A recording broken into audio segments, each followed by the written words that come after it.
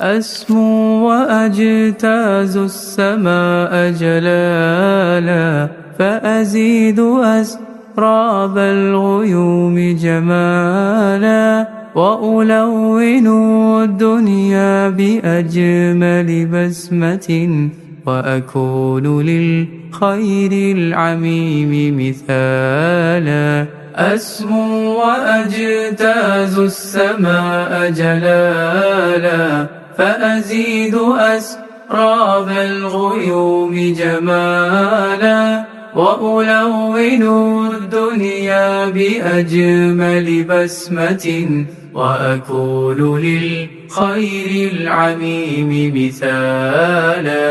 وأراقب الرحمن جل جلاله، وتقدست أسماؤه وتعالى، وأكون للوطن الحبيب مشيدا أنمى إليه وأستفيض جلالا. وأراقب الرحمن جل جلاله، وتقدست أسماؤه وتعالى. السلام عليكم ورحمة الله وبركاته.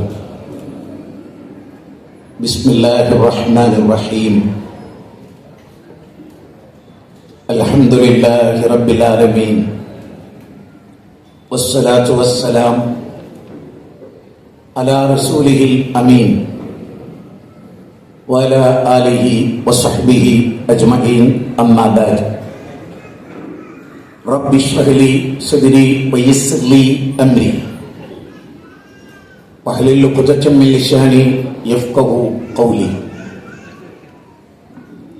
أعوذ بالله من الشيطان الرجيم. بسم الله الرحمن الرحيم. يا أيها الناس اتقوا ربكم الذي خلقكم من نفس واحدة، وخلق منها زوجها، وبث منهما رجالا كثيرا ونساء، واتقوا الله الذي تساءلون به والأرحام، إن الله كان عليكم رقيبا.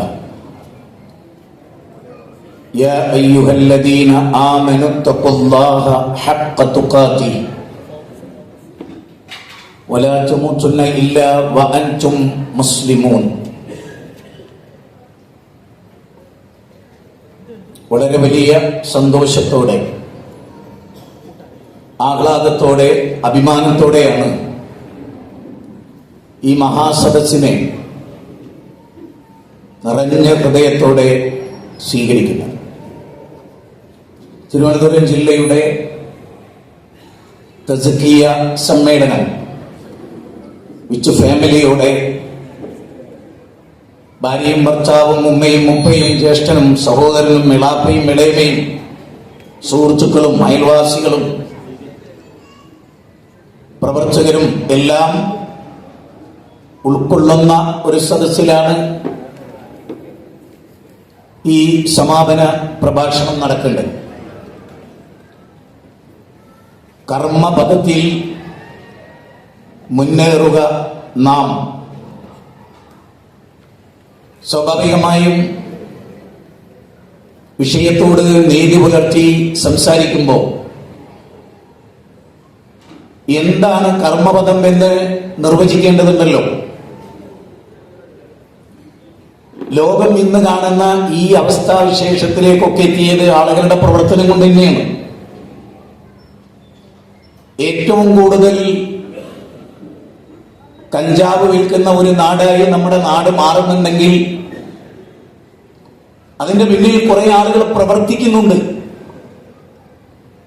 അവരുടേതായ സേവനങ്ങളും കർമ്മങ്ങളും അവർ ചെയ്യുന്നുണ്ട്. അത് പോസിറ്റീവല്ല, നെഗറ്റീവാണ്, നമുക്കറിയാം. അതുപോലെ ഭൗതിക ലോകത്ത് പാല നിർമ്മാണം, റോഡ് നിർമ്മാണം, കെട്ടിട നിർമ്മാണം, ഹോസ്പിറ്റലുകള്, ആതുരാലയങ്ങള്, ഇതിന്റെ എല്ലാം പിന്നിൽ മനുഷ്യന്റെ കർമ്മങ്ങൾ വേണം. അത് നമുക്ക് ആർക്കും സംശയമില്ല. നമ്മളിവിടെ കർമ്മപദത്തിൽ മുന്നേറുക നാം എന്ന് പറയുമ്പോൾ ആ കർമ്മപദം ആര് നിശ്ചയിക്കും? അത് വളരെ പ്രധാനമായിരിക്കുന്ന ഒരു കാര്യമാണ്. ഞാനൊരു 20 കൊല്ലങ്ങൾക്ക് മുമ്പ് മഞ്ചേരിയിലെ സഭാ ഹാളിൽ ഒരു സംഗതി പറഞ്ഞു. അത് പിന്നീട് എനിക്ക് എതിരായി വന്നു എന്നത് മറ്റൊരു സത്യമാണ്. പക്ഷെ പറഞ്ഞത് ഇങ്ങനെയായിരുന്നു: നമ്മുടെ കർമ്മപദം നിശ്ചയിച്ചത് പടച്ച തമ്പുരാനാണ്, ഒരു സംഘടനയുമല്ല. ഇനി സംഘടന കർമ്മപദം നിശ്ചയിച്ചില്ല. ഇവിടെ കുറെ പ്രവർത്തനങ്ങൾ എണ്ണിയല്ലോ. ഈ പ്രവർത്തനങ്ങളൊന്നും ഇനി സംഘടനാപരമായി നടന്നില്ല. ഇവിടെ ഒരുപാട് പ്രവർത്തനങ്ങളെ കുറിച്ച് വിവരം അറിയിച്ചു. ഇനി നാളെ ഒരു വേദിയിൽ ഇതൊക്കെ തൽക്കാലം നിർത്തിവെച്ച് പറഞ്ഞാൽ നമ്മളെന്താ പറയാ, അൽഹംദുലില്ലാഹ്, അതിന് പിന്നെ നോക്കാം. എന്റെ പോയിന്റും എന്റെ ഇന്റൻസും ശരിക്കും ശ്രദ്ധിക്കണം. ഞാൻ നൽകുന്ന സൂചനകളെ ശരിക്കും ശ്രദ്ധിക്കണം.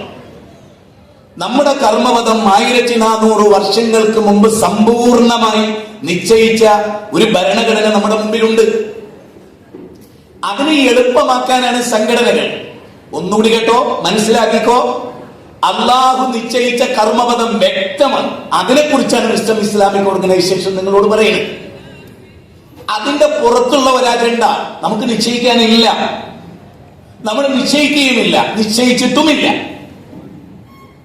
ആ അജണ്ട പൂർണ്ണമായി നടപ്പാക്കിയോ എന്നോട് ചോദിച്ചാൽ ഇല്ല എന്ന് പൂർണ്ണമായി വിശ്വസിക്കുന്ന ഒരാളാണ് ഞാൻ, നിങ്ങളും. അന്ന് വിചാരിച്ച പോലെ കർമ്മപദത്തിൽ എത്താൻ നമുക്ക് കഴിഞ്ഞോ? അതൊരു ചോദ്യമാണല്ലോ. ആണ്. അപ്പൊ സ്വാഭാവികമായി 2 കാര്യം അറിയണം.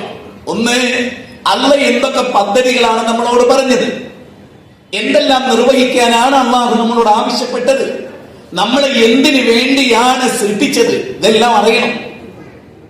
നോക്കൂ, നിങ്ങളൊരു കമ്പനി, ഒരുപാട് ആളുകളുടെ ഉദ്യോഗസ്ഥന്മാരായി ഉണ്ടാവും.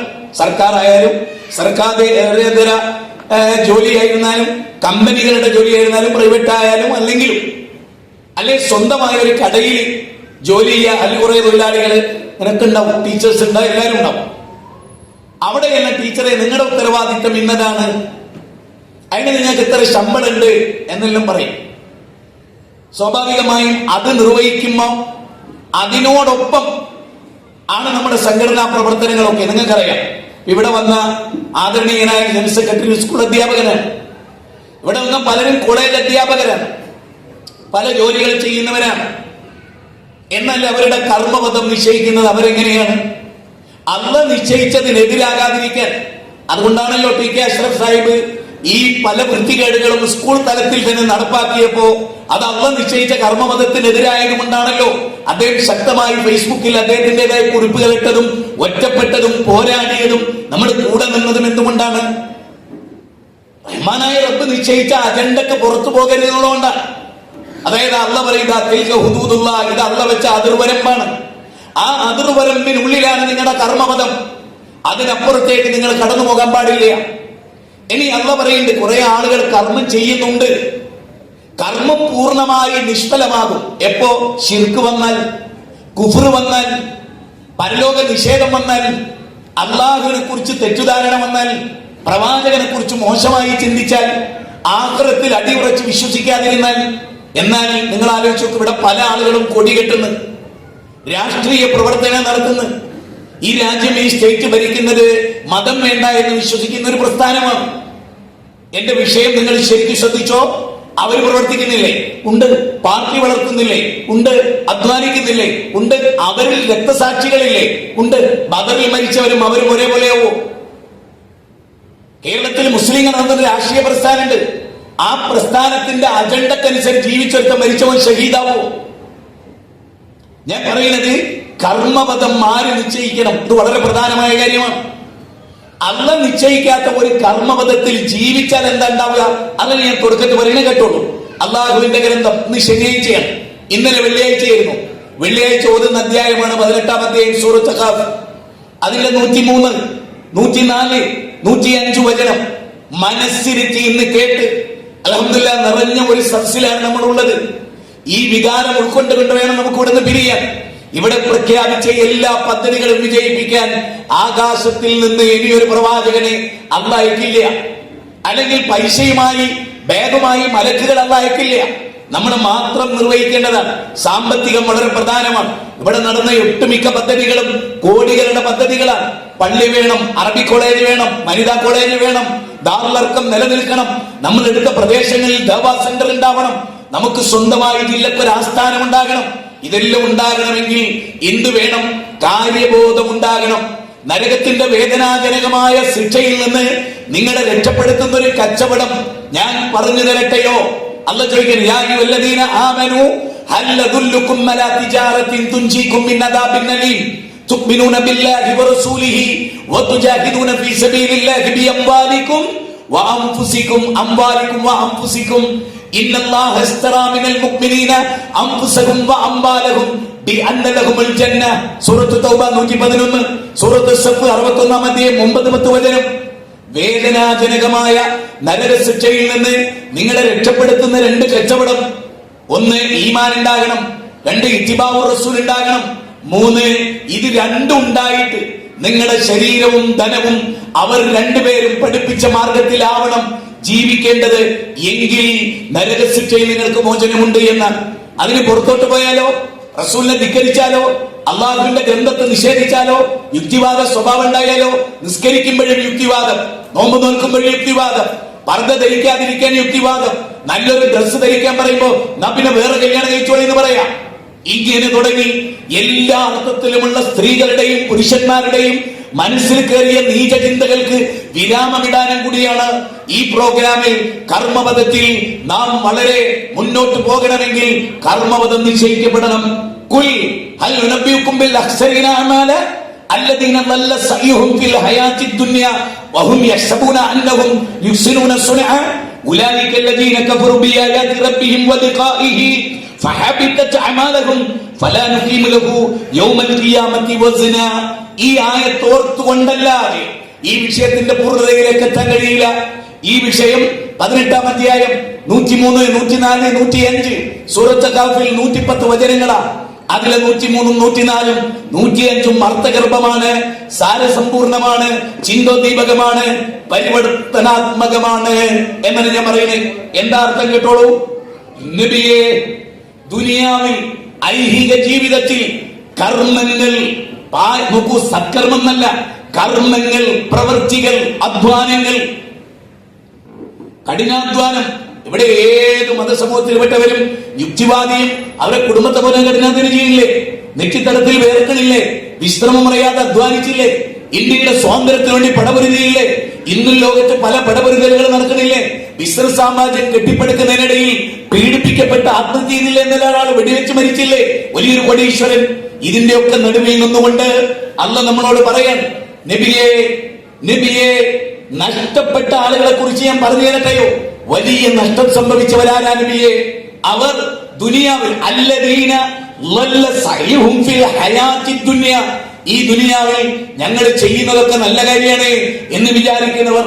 കഠിനാധ്വാനമാണ്. പോലീസിനെ കണ്ണുപെട്ടിച്ച് 2 വീലർ ഓടിച്ച് എവിടെയോ വണ്ടിയുടെ ഉള്ളിൽ ഒരു 10 പൊതി MDMA ഒളിപ്പിച്ചു വെക്കുന്നതിലെ ത്യാഗം എത്രയാണ്, കഷ്ടപ്പാട് എത്രയാണ്, കള്ളു കുടിക്കുന്നതിലെ കഷ്ടപ്പാട് എത്രയാണ്, കള്ളു വിൽക്കുന്നതിലെ കഷ്ടപ്പാട് എത്രയാണ്, അത് നിയമത്തിന് അപ്പുറത്തെ അത് കൊണ്ടുനടക്കുന്നതിലെ ഉത്തരവാദിത്തം എന്താണ്?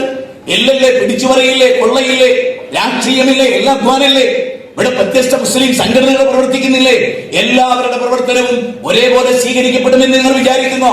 കാസർഗോഡ് നിന്ന് തിരുവനന്തപുരം വരെ നടത്തിയ യാത്രകളില്ലേ? ഉണ്ട്. എന്തുകൊണ്ട് അല്ലാഹു ഇവിടെ എങ്ങനെ പറയുന്നത്?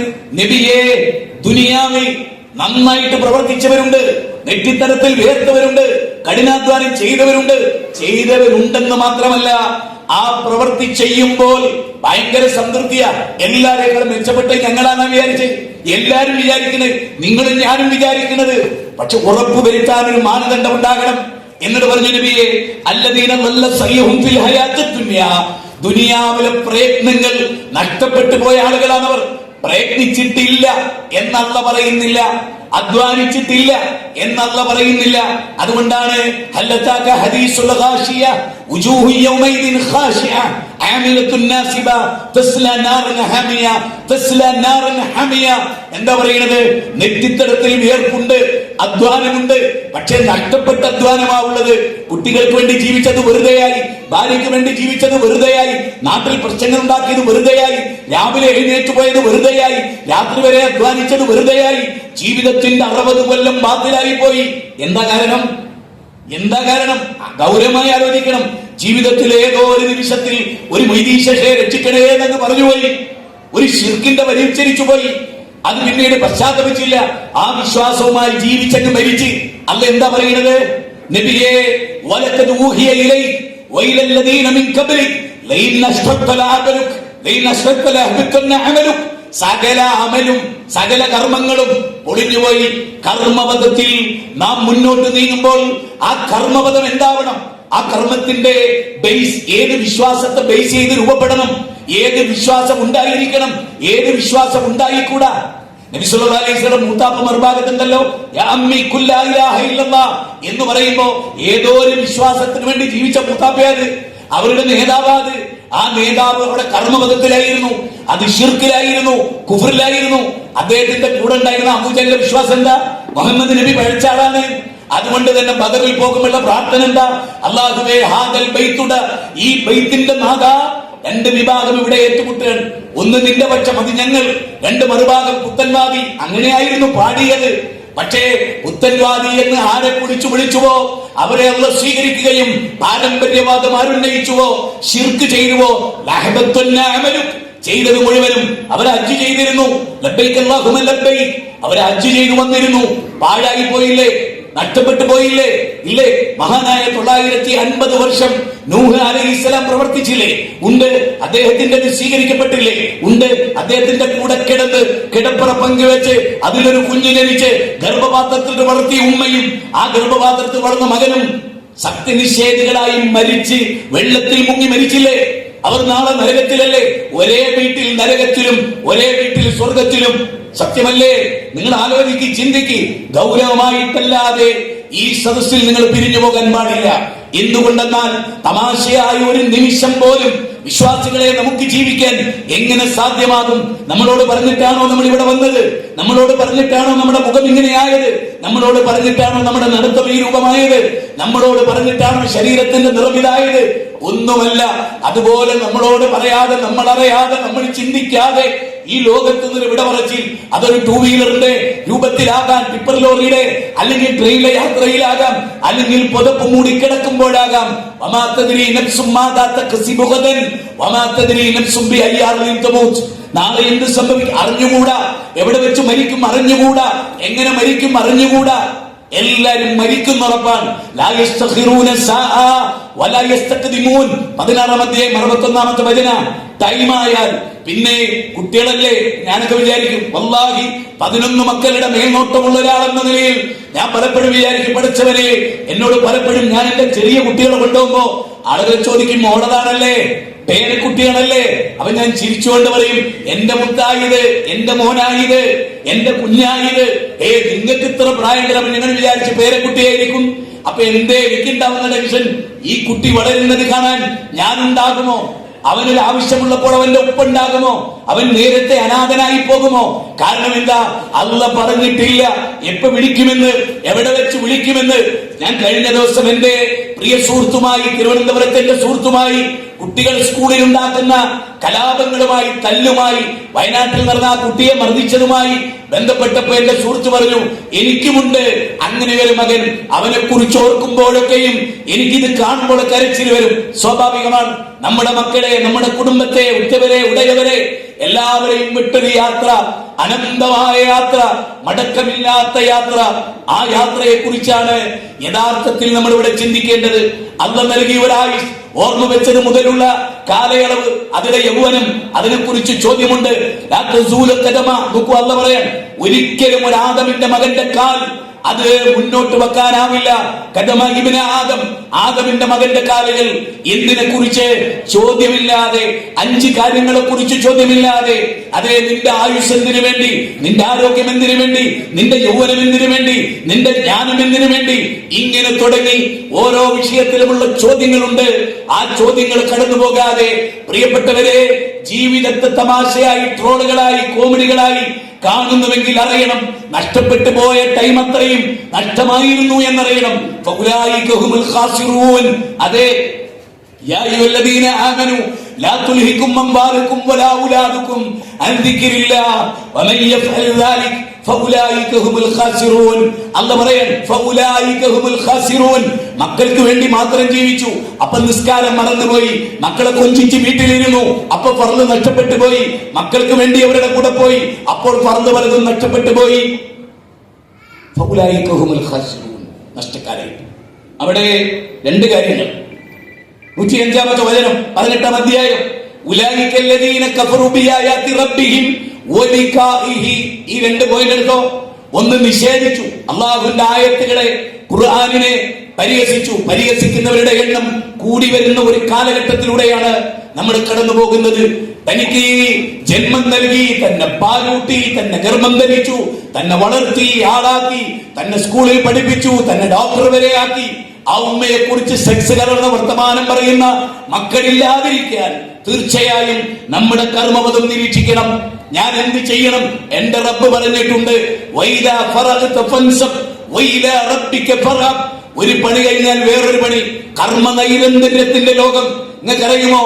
ഇറാ ഗുഹയിൽ തിരുദൂതർ, അക്ഷരക്കൂട്ടുകൊണ്ട് അത്ഭുതം സൃഷ്ടിച്ച വിശ്വാചാര്യൻ, സ്ത്രീ വിമോചകൻ, മാനവികതയുടെ കാവലാൽ, യുദ്ധരംഗത്ത് ലോകത്തിന്നോളമില്ലാത്ത നിയന്ത്രണങ്ങൾ പഠിപ്പിച്ച പ്രവാചകൻ, നീതിബോധം പഠിപ്പിച്ച പ്രവാചകൻ, ന്യായബോധം പഠിപ്പിച്ച പ്രവാചകൻ, ശാന്തിബോധം പഠിപ്പിച്ച പ്രവാചകൻ, അതെ, ജീവിതത്തിന്റെ സകല മണ്ഡലങ്ങളിലും മാതൃകയായ ഒരു പ്രവാചകൻ ഇറാ ഗുഹയിൽ നിന്ന് പേടിച്ച് വീട്ടിൽ വന്ന് പദപ്പെട്ട് മൂടിക്കിടന്നപ്പോ അല്ലാഹു പറയുന്നു, മുഹമ്മദേ, കർമ്മപദത്തിന്റെ നൈരന്തര്യത്തിലേക്ക്, കർമ്മപദത്തിന്റെ ലോകത്തേക്ക്, പ്രവർത്തനങ്ങളുടെ ലോകത്തേക്ക് ചാടി എഴുന്നേക്ക്, സടകുടഞ്ഞെഴുന്നേക്ക്.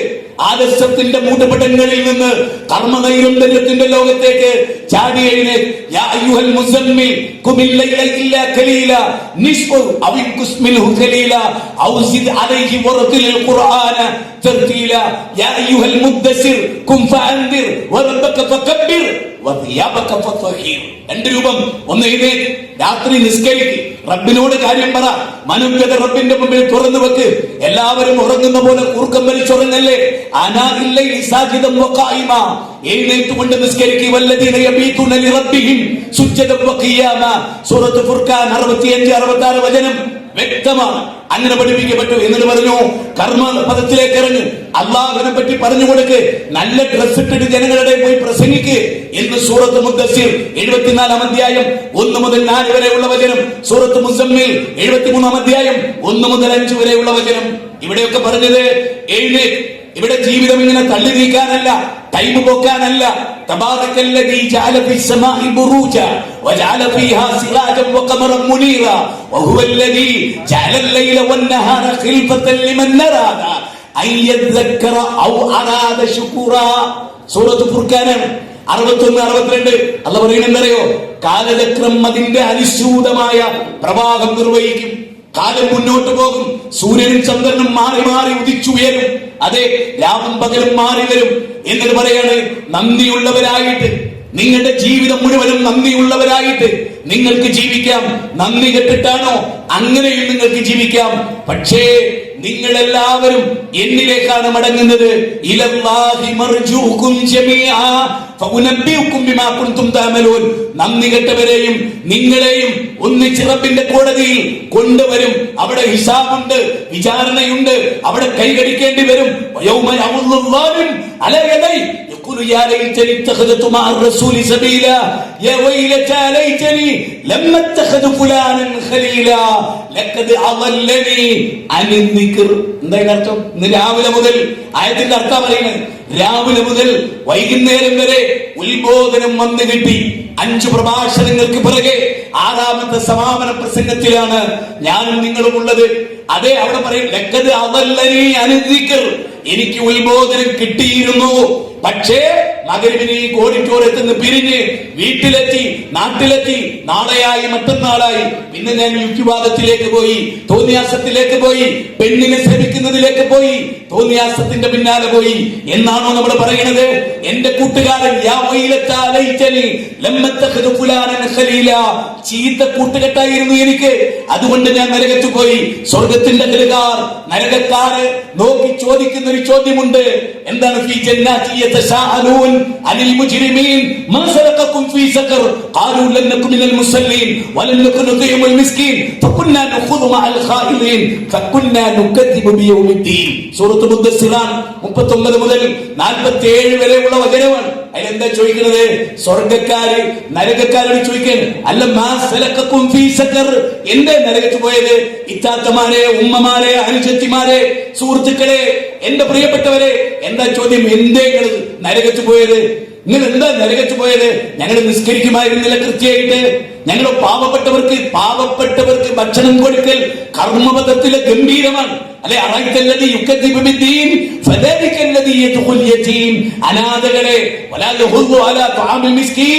അതെ, പാവപ്പെട്ടവർക്ക് ഭക്ഷണം കൊടുത്തില്ല, അതുകൊണ്ടാണ് നരകത്ത് പോയത് എന്നാ പറയുന്നത്. മൂന്നാമത്തതോ വൃത്തികെട്ട കൂട്ടുകെട്ടുകൾ ഉണ്ടായി.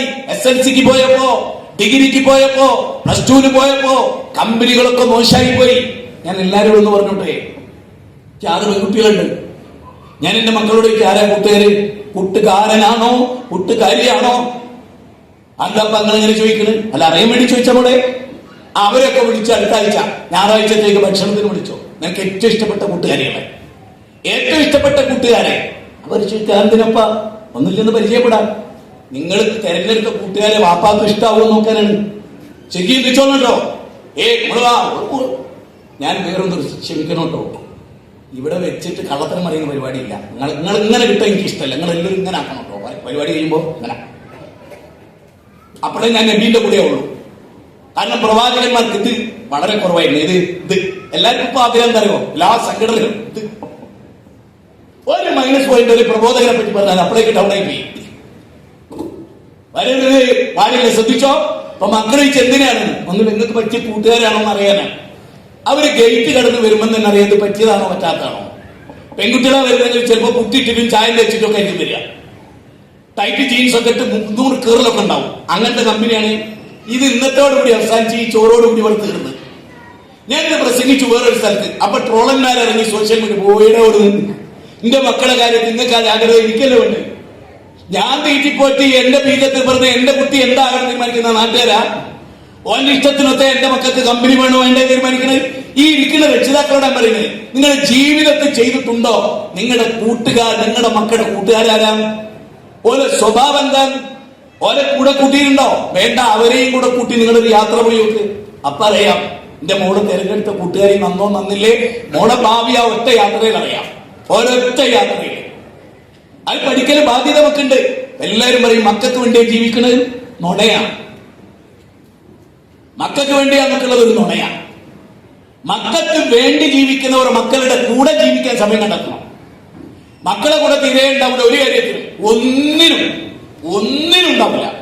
പൈസ കൊടുക്കുന്നുണ്ടാവും. അതിപ്പൊന്ന് സുഖമാണ്. മറ്റെല്ലാ കാര്യം ഇപ്പൊ എനിക്ക് 500 റുപ്യ വേണം. ഇവിടെ കിട്ടിയില്ലേ? കിട്ടി. അതിന് കളയാ എല്ലാ ബന്ധവും ഇനി നല്ല വാപ്പ അയാൾ സ്വയം വിചാരിക്കൽ. ഈ 500 റുപ്യ എന്തിനാ? അതായത് ചോദിച്ചിട്ടേ ഇല്ല. അന്ന് അയാളെ കിബിറ് പറയുന്നതിന് അറിയോ? ഞാൻ എന്റെ മോളോട് എന്തിനാണ് ചോദിക്കില്ല, നമ്മളെ കുട്ടിയല്ലേ, ഞാൻ കൊടുത്ത്. ഓൻ വിചാരിക്കുന്ന വലിയ ആളാണ്.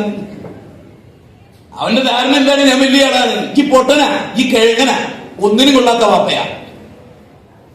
ദേഷ്യം പിടിക്കണ്ടോ? ഉണ്ടോ? ഞാൻ ചോദിക്കുന്നത്, സ്വന്തം മക്കൾ എങ്ങോട്ട് പോകുന്നു? അവരുടെ കർമ്മപഥം ഏതാണ്? ഞാൻ പറയുന്നത്, നിങ്ങളുടെ കുട്ടികളെ കോളേജിലോ ക്യാമ്പസിലോ നിങ്ങൾ വിദ്യാർത്ഥി സംഘടനകളെ കുറിച്ച് പറഞ്ഞു കൊടുക്കണം. നിങ്ങളുടെ കുട്ടി SLC കഴിഞ്ഞു, കുറച്ചുകൂടി ഉയർന്ന പഠനത്തിൽ പോകുകയാണെങ്കിൽ 3 അക്ഷരത്തിലുള്ള ചില വിദ്യാർത്ഥി സംഘടനയെ പറ്റി പറയണം. മോനെ, അന്നെ കാലപാമ്പ് കൊത്തിവലിച്ചാൽ ഈ ആ പ്രസ്ഥാനത്തിന്റെ തൊട്ടടുത്ത് പോയിക്കരുത് കേട്ടോ.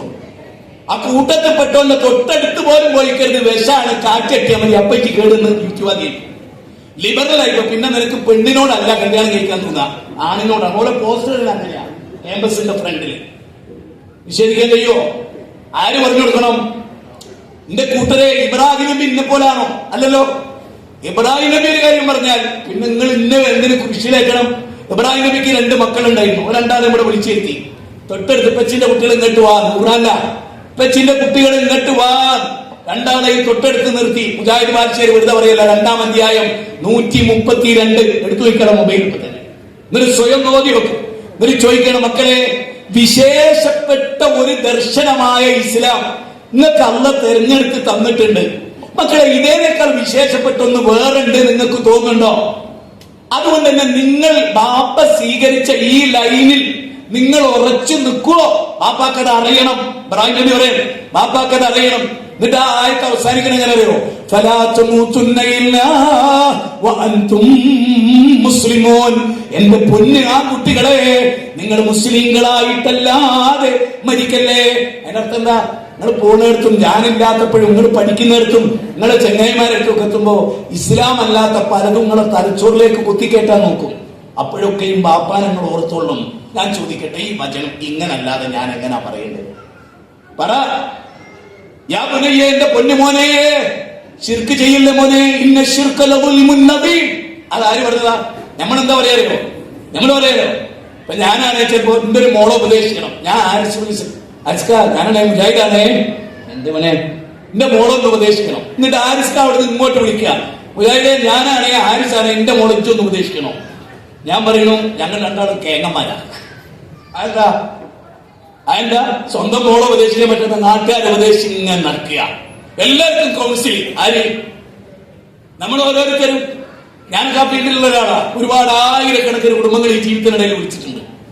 ഈ 1000 കുടുംബം വിളിക്കുമ്പോൾ ഞാൻ എന്റെ മോളെയും കൊണ്ട് ആരിസ്കാരുടെ ഡേറ്റും കാത്ത് മുപ്പര വീടിന്റെ മുമ്പിൽ ഇങ്ങനെ എന്താ സംഭവം അറിയാം? നമ്മളെല്ലാവരും മദ്രസയിൽ പോയ നിങ്ങൾ പഠിപ്പിക്കണ്ട, ഇതിനല്ലേ ഇവിടെ കൊണ്ടാക്കിയ അല്ല. അതിന്റെ ഉമ്മ മദ്രസത്തുനിന്നാണ്, ടീച്ചർ മദ്രസത്തിന്. ടീച്ചർ വേറൊരാളെ ഉമ്മയാണ്, വേറൊരു പയ്യന്റെ ഉമ്മയാണ്. നിങ്ങളുടെ ഉമ്മ വീട്ടിലാണ്. ആ മടിത്തട്ടിൽ ഇരുത്തി പഠിപ്പിക്കേണ്ടത് ഉമ്മ പഠിപ്പിക്കണം. അതിന് ഉമ്മക്കടെ വേറെതാ. ഉമ്മ എങ്ങനെയുള്ള അറിയോ? ഉമ്മ ഫുൾ ടൈം ഇല്ല. മകള് വീടിന് വാതിലൊക്കെ തുറന്ന് സലാം വലൈക്കും മോളെ മുഖത്തെ നോക്കിയിട്ടില്ല. മകളെ മുഖത്ത് ആരോ ഒന്ന് ഇടിച്ചിട്ടുണ്ട്, ഇവിടെ ചുണ്ട് പൊട്ടിയിട്ടുണ്ട്. പക്ഷെ ഉമ്മ കണ്ടിട്ടില്ല. ഉമ്മ ഒരാഴ്ചയായിട്ട് മോളെ മുഖത്ത് നോക്കിയില്ല. കാരണം പോകുമ്പോ ഉമ്മ പോട്ടെ എന്നറിയും, ആ പോയെന്ന് പറയും. വരുമ്പോ ഉമ്മ ഞാൻ വന്നിട്ടുണ്ട്, ആ ഓടിയാലും ഓള് മുകളിൽ കയറി പോകും. ഈ ആഴ്ചയിലിടക്കുള്ള മുറിവ് ഉണങ്ങിയിട്ട് പോലും ഉമ്മ കണ്ടിട്ടില്ല. കാരണം ഉമ്മക്ക് മുഖത്ത് നോക്കാൻ നേരില്ല, മൊബൈലിന്റെ മുഖത്ത് നോക്കിക്കുക. അതുകൊണ്ട് അത്ര ഇഷ്ടപ്പെട്ടൊരു പ്രസംഗമൊന്നും ആയിക്കൂല. പിന്നെ എത്രയും ദൂരം വന്നത് നിങ്ങളെ കയ്യടി കിട്ടാനാണ് പിന്നീട് ആവശ്യമില്ലല്ലോ. അവിടെ ഇവിടെ ഇവിടുന്ന് പ്രസംഗിച്ചാലോ. ഞാൻ ഇവിടെ വന്നിട്ടുണ്ടെങ്കിൽ ഈ പരിപാടിയുടെ ആത്മാവിനെ കുറിച്ച് നസീർ എന്നോട് പറഞ്ഞപ്പോ അന്ന് ഞാൻ കുറിച്ചു വെച്ച പോയിന്റുകളായി. അത് നിങ്ങളോട് തുറന്നു പറയാൻ. കർമ്മപദം എന്ത്? അല്ലാഹു റസൂലും ജീവിതത്തെ കുറിച്ച് എന്താ പറഞ്ഞത്? അതാദ്യം അറിയണം. അല്ലദീ ഖലഖൽ മൗത വൽ ഹയാത ലിയബ്ലുവക്കും അയ്യുക്കും അഹ്സനു അമല വഹുവൽ അസീസുൽ ഗഫൂർ. സൂറത്ത് മുൽക്ക് 67:2 എന്തേലും പറയുന്നത്? നിങ്ങൾക്ക് മരണവും ജീവിതവും സൃഷ്ടിച്ചത് ഏറ്റവും നല്ല പ്രവൃത്തി നിങ്ങളിൽ ആരാണ്? ഇവിടെ ആയിരക്കണക്കിന് ആളുകൾ ഉണ്ടാവും. ഈ ആയിരക്കണക്കിന് ആളുകളിൽ ഉപ്പ ചിലപ്പോൾ സ്വർഗാവകാശിയായിരിക്കും. ഉമ്മ അങ്ങനെ ആയിക്കൊള്ളുന്നില്ല. ഉമ്മ സ്വർഗത്തിലായിരിക്കും, ഉപ്പ അങ്ങനെ ആയിക്കൊള്ളുന്നില്ല. 5 കുട്ടികൾ 2 ആൾ ചിലപ്പോൾ സ്വർഗത്തിലായിരിക്കും, 3 ആൾ അങ്ങനെ ആയിക്കൊള്ളുന്നില്ല. എന്തേ എങ്ങനെയായത്? സൂറത്ത് തൂറിൽ 52-ാം അധ്യായം 21 പറയുന്നത് എന്താണ്? ബാപ്പാന്റെ ഈമാനിനെ പിന്തുടർന്ന മക്കൾ. അങ്ങനെ ഒരു പ്രയോഗമുണ്ട്. ബാപ്പാന്റെ ഈമാനിനെ. അപ്പൊ ബാപ്പാന്റെ ഈമാൻ എന്താകണം? അബൂജഹലിന്റെ ഈമാനായ പോരാ, ഫിറൗനിന്റെ ഈമാനായ പോരാ, ഇന്ന് കേരളത്തിലെ സംസ്ഥയുടെ ഈമാനായ പോരാ. അതിനെന്താകണം? ഇന്നല്ലദീന ഖാലൂ റബ്ബുനല്ലാഹ് സുമ്മ ഇസ്തഖാമൂ തതനസ്സലു അലൈഹിമുൽ മലായിക അല്ലാ തഖാഫൂ വലാ തഹ്സനൂ വഅബ്ശിറൂ ബിൽ ജന്നത്തി അല്ലതി കുൻതും തുഅദൂൻ. ഇന്നല്ലദീന ഖാലൂ റബ്ബുനല്ലാഹ് വലാ ഖൗഫുൻ അലൈഹിം വലാ ഹും യഹ്സനൂൻ. 46-ാം അധ്യായം 13. 41-ാം അധ്യായം 30. എന്താ? ഇന്നല്ലദീന ഖാലൂ റബ്ബുനല്ലാഹ്. അതുകൊണ്ടാ രാവിലെ എന്ത് പറയുന്നത്? റദീതു ബില്ലാഹി റബ്ബൻ. അത് പറഞ്ഞിട്ട് സിഎംയുടെ നിങ്ങൾ കുട്ടീനെ തരണേ. അപ്പൊ പറഞ്ഞത് എന്താന്ന് മനസ്സിലായില്ല മുല്ലക്ക്. വീഞ്ഞത്തുകാരൻ മുല്ലക്ക് പറഞ്ഞത് എന്താന്ന് മനസ്സിലായില്ല. ബാക്കവിമാർക്ക് ഇതെന്താന്ന് മനസ്സിലായില്ല. നബീനോട് ദുആ ചെയ്യുമ്പോൾ നിങ്ങളുടെ നാട്ടുകാരൻ ബാക്കവി കയ്യിങ്ങനെ ഉയർത്തുക. നബീനോട് ദുആ ചെയ്യുമ്പോ, അള്ളാഹിനോട് ദുആ ചെയ്യുമ്പോ കയ്യിങ്ങനെ ഉയർത്തല്. എന്നിട്ട് ഒരു സൃഷ്ടിയോട് ദുആ ചെയ്യുമ്പോ കയ്യിങ്ങനെ ഉയർത്തി വെച്ചിരിക്കണേ. ആളുകൾക്കുള്ളതല്ല ഇത്. ഇത് ഈമാൻ ക്ലിയർ ആവണം. الذين آمنوا ولم يلبسوا إيمانهم بظلم أولئك لهم الأمن وهم مهتدون. അള്ളാഹ് പറഞ്ഞെടുത്ത് നിൽക്കുക. അള്ളാഹ് 6-ാം അധ്യായം 82 പറയുന്നത് ഈമാനിൽ ദുൽമ കലരുത്. എന്നിട്ട് അള്ളാഹ് എന്താ പറഞ്ഞത്? ഈമാനിൽ ദുൽമ കലർന്നാൽ ഹജ്ജ് ബാത്തിലാണ്. എന്നറിയോ? അറേബ്യയിലെ അബൂജഹലും കൂട്ടര് കൃഷിന്ന് ഓഹരി കിട്ടിയാല് അതിൽ1% എത്ര ശതമാനം അവരെ ശൈഖന്മാർക്ക് മാറ്റി വെച്ചു. സൂറത്ത് അന്നാമ പറയുന്നത് ഇത്ര ശതമാനം അള്ളാഹ്ക്ക് മാറ്റി വെച്ചു, മൊയ്തീൻ ഷെയ്ഖിന് മാറ്റി വെച്ചു. ഇത് മൊയ്തീൻ ഷെയ്ഖിന്റെ ആള്, ഇത് അള്ളാന്റെ ആള്. ഇത് അള്ളാഹ്ക്ക് വേണ്ടി ഒതുയത്തിന്, ഇത് മൊയ്തീൻ ഷെയ്ഖിന്. അങ്ങനെ പറഞ്ഞു എന്ന് സൂറത്ത് അന്നാമ പറയുന്നത്. കേരളത്തിലെ മുസ്ലിമീങ്ങളിലെ തൊപ്പിയിട്ട താടി വെച്ച പർദ്ദട്ട ആണും പെണ്ണ് എന്താ പറയുന്നത്? ഇത് മൊയ്തീൻ ഷെയ്ഖിന്റെ കോഴി, ഇത് മൊയ്തീൻ ഷെയ്ഖിന്റെ ആട്. നമ്മളിവിടെ ആണ്ടൂർക്കുളത്തെ ആടിനെ പറ്റി മുമ്പ് പ്രസംഗിച്ചിരുന്നു, ഓർമ്മ ഉണ്ടാവും. ഞാൻ ഇങ്ങോട്ട് വരുമ്പോ ഓർക്കുക, ഈ കർമ്മങ്ങളൊക്കെ ചെയ്തു, പക്ഷെ കർമ്മങ്ങളൊക്കെ ബാത്തിലായി പോയി. എന്താ? കർമ്മം സ്വീകരിക്കപ്പെടാൻ. ഏതുപോലെ? ലളിതമായ ഒരു ഉദാഹരണം പറയാം.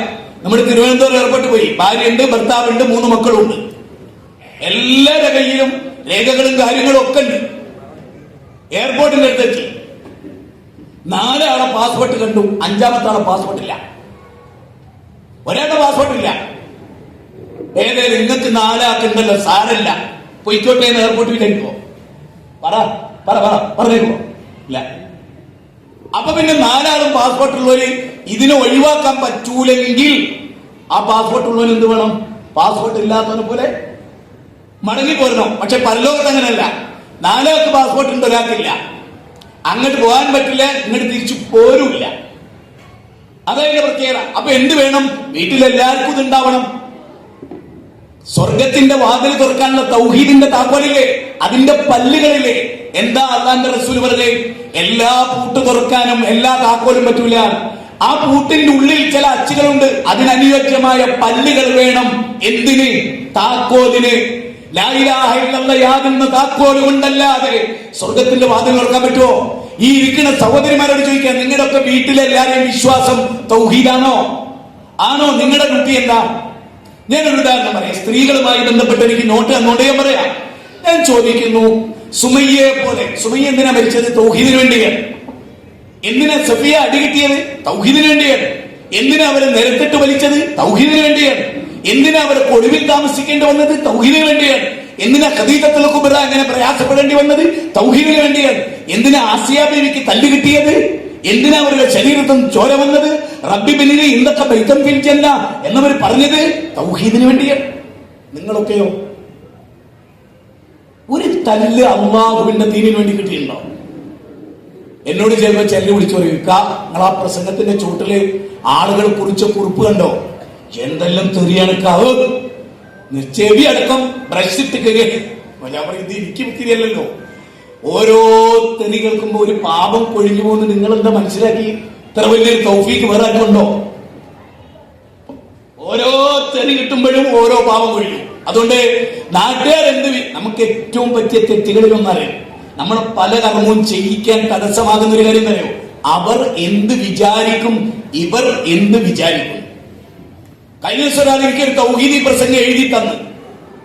അയാൾ പറഞ്ഞു തന്ന പോലെ ഞാൻ പ്രസംഗിച്ചു. പിറ്റേന്ന് കൂട്ടിലിട്ട പുലിന്റെ വകയെ എനിക്കെതിരെ ചാടിക്കടിച്ച്. എന്താ ചാടിക്കടിക്കാൻ കാരണം? ഇങ്ങനെ പച്ചക്ക് തൗഹീദ് പറയാം. അപ്പൊ എത്ര ആളെ സൗഹൃദം പോകും? ഭയങ്കരം. അപ്പൊ സൗഹൃദം ഉണ്ടാവണം. എന്തിന്? ദുനിയാവിലെ ജീവിതത്തിന്. അപ്പൊ ആഹ്റോ? നിങ്ങളറിയോ? ഇബ്നു അബ്ബാസ് റളിയല്ലാഹു അൻഹു പറയാ, അവനൊരു നബി സല്ലല്ലാഹു അലൈഹി വസല്ലം ഒരു സ്വപ്നം കണ്ട്. ആ സ്വപ്നത്തിന്റെ പ്രത്യേകത എന്താ? ആ സ്വപ്നത്തിന്റെ പ്രത്യേകത നബിമാരെ കാണുകയാണ്. കഴിഞ്ഞുപോയ നബിമാരെ സ്വപ്നത്തിൽ മുത്ത് നബി സല്ലല്ലാഹു അലൈഹി വസല്ലം കാണുകയാണ്. ഒരു നബി ഉണ്ട് ഇങ്ങനെ വരുന്നത്. അവൻ നബി ഇങ്ങനെ നോക്കി, ആരൊക്കെയാ കൂടെ ഉള്ളത്? ആരുമില്ല, ഒറ്റക്ക്. വേറൊരു നബി ഉണ്ട് വരുന്നത്, 2 ആള്. ഇങ്ങനെ ഒരു നബീന്റെ കൂടെ നിൽക്കാൻ ആ നബി പഠിപ്പിച്ച ആദർശം ഉൾക്കൊള്ളാൻ 2 ആള്. ഇവിടെ എത്ര ആളുണ്ട്? ഈ പ്രസംഗം എത്ര ആൾ കേൾക്കുന്നുണ്ട്? നിങ്ങൾക്കറിയാം, 1 നൂറ്റാണ്ട് എന്ന് പറഞ്ഞാൽ എത്രയാ? 100 അല്ല, 100 കൊല്ലം കൊണ്ട് ഒരാൾ. 100 കൊല്ലത്തിനിടയിൽ ഒരാൾ, അതായത് നൂഹ് അലൈഹിസ്സലാം.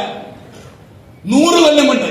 ആ നൂഹ് അലൈഹിസ്സലാമിന് 9.5 നൂറ്റാണ്ട് കൊണ്ട് കിട്ടിയ 12 ആണ്. പക്ഷെ അദ്ദേഹത്തിന്റെ പ്രവർത്തനം 950 വർഷം ഫുൾ സ്റ്റോപ്പ് ഇല്ല. എല്ലാരും കേട്ട് തഴമ്പിച്ചൊരു ഖുർആനിക വചനം പറഞ്ഞ് ഞാൻ ആ സഹോദരിയുടെ കഥയിലേക്ക് വരാം. സഹോദരന്മാരെ ആലോചിക്കുക. നൂഹ് നബി എന്താ പറയുന്നത് അള്ളാഹുവോട്? ഖാല റബ്ബി ഇന്നി ദഅവ്തു ഖൗമി ലൈലൻ വനഹാറാ. ഖാല റബ്ബി ഇന്നി ദഅവ്തു ഖൗമി ലൈലൻ വനഹാറാ. രാവെന്ന വ്യത്യാസമില്ല, പകലെന്ന വ്യത്യാസം. ഇബ്നു ജരീർ ഉത്ബരി, ഇബ്നു കസീർ റഹിമഹുല്ലാഹ്, ഇമാം ഖുർതുബി, സഅദി ഇവരൊക്കെ പറയണെന്നറിയോ?